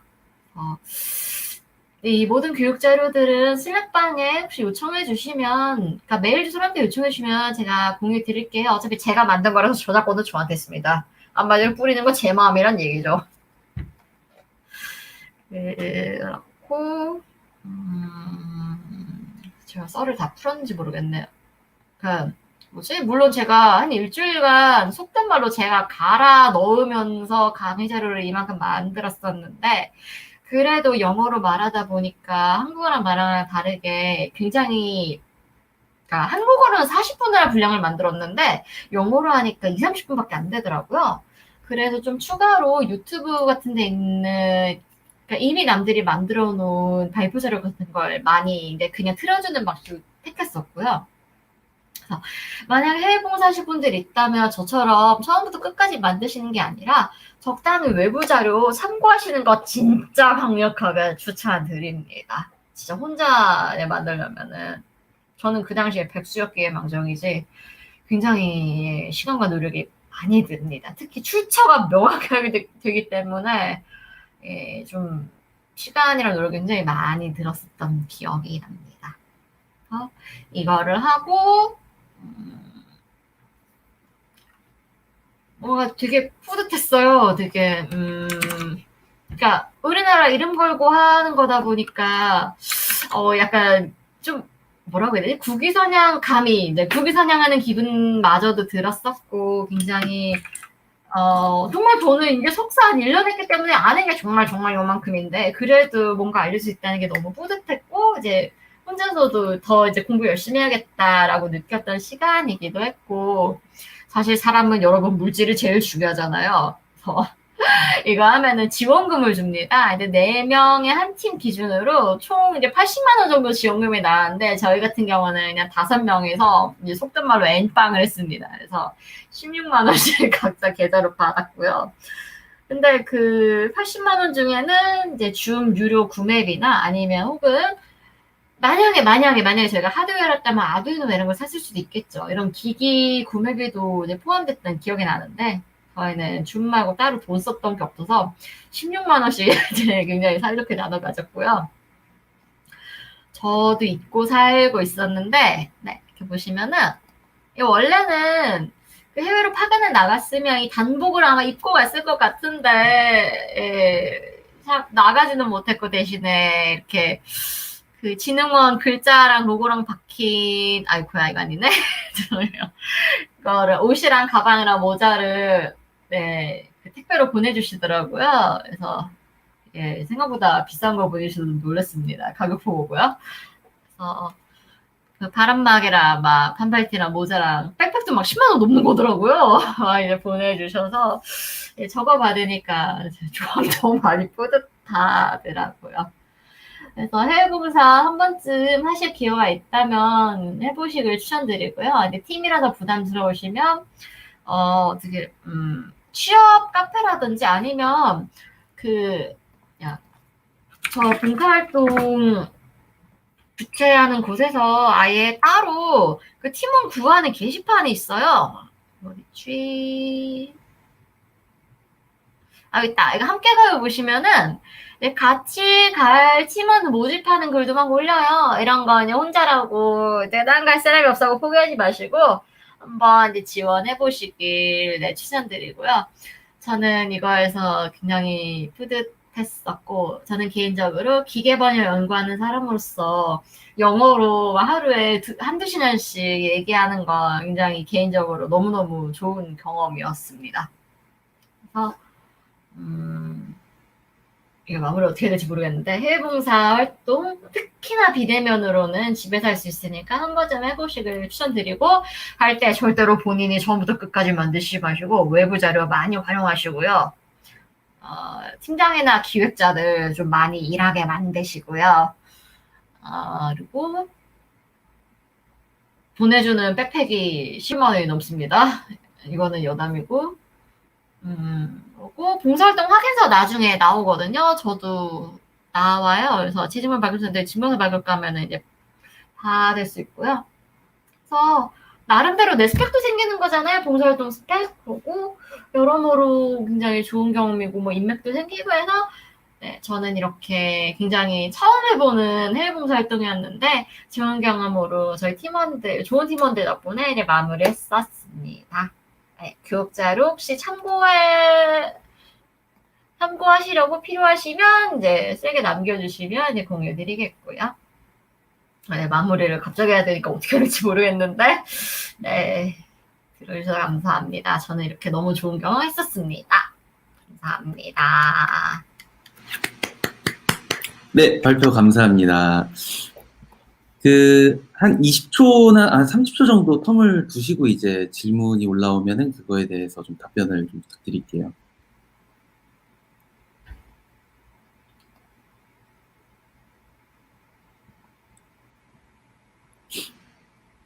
슬라이드 링크 보셨나요? 실례할게요. 잠시만요. 공부특기 채널에 올려있긴 했는데 질문 링크가 있습니다.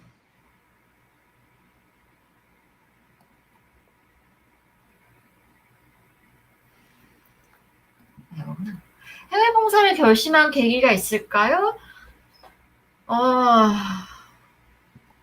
저는 원래 조금 관심이 있었어요.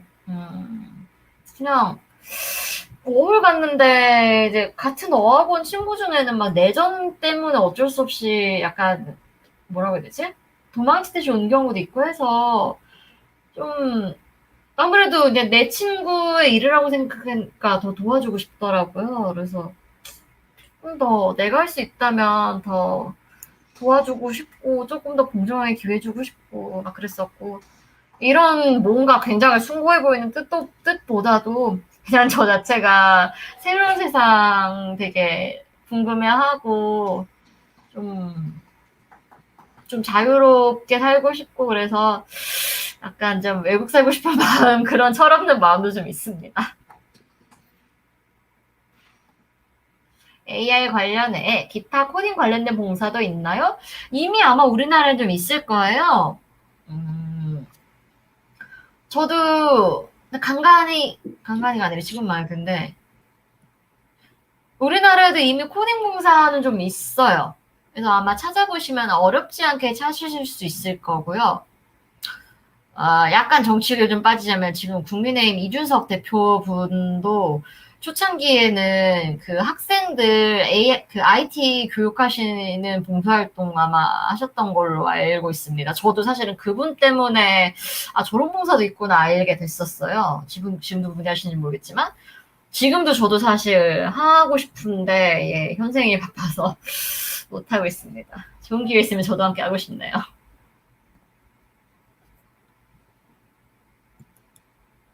다른 질문이 네. 있을까요? 그러면 아마 그 질문이 여기까지 지금 생각나는 그 질문들은 여기까지일 것 같아요. 그래서 혹시 끝나고서라도 그 슬랙이나 그런 데 질문 올라오면은 혹시 답변 부탁드리겠습니다.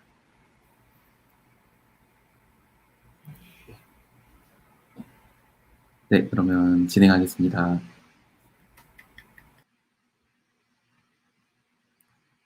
네, 그러면 이렇게 이제 제 53차 고군분투기가 그 마무리가 된 것 같고요. 그리고 한 번 더 강조를 드리지만 발표는 언제나 환영입니다. 그 몇몇 분들이 지금 발표를 좀 뭐라 그래 하고 싶은데 할까 말까 하시는 분들이 계시는 것 같은데 언제든지 DM이 됐던 뭐 공개 채널이 됐던 연락을 주시면은 스태프분들이 친절하게 찾아갈 겁니다. 그리고 이번 달도 고생 많으셨고요. 다음 달에도 뵙겠습니다. 그리고 이제 이게 끝나고 이제 근황 토크방이 이제 열릴 건데 그거는 고무특기 채널에 그 곧 링크가 올라갈 거니까요. 거기를 통해서 참가해 주시면 감사하겠습니다. 그 마무리로 발표자분들 이제 단체샷인데 이제 요다님이 안 계셔서 저희 둘이서 이렇게 흔들면서 마무리하는 걸로 하겠습니다. 네, 그러면 이번에 그 고생하셨습니다. 감사합니다. 발표 들어주셔서 감사합니다.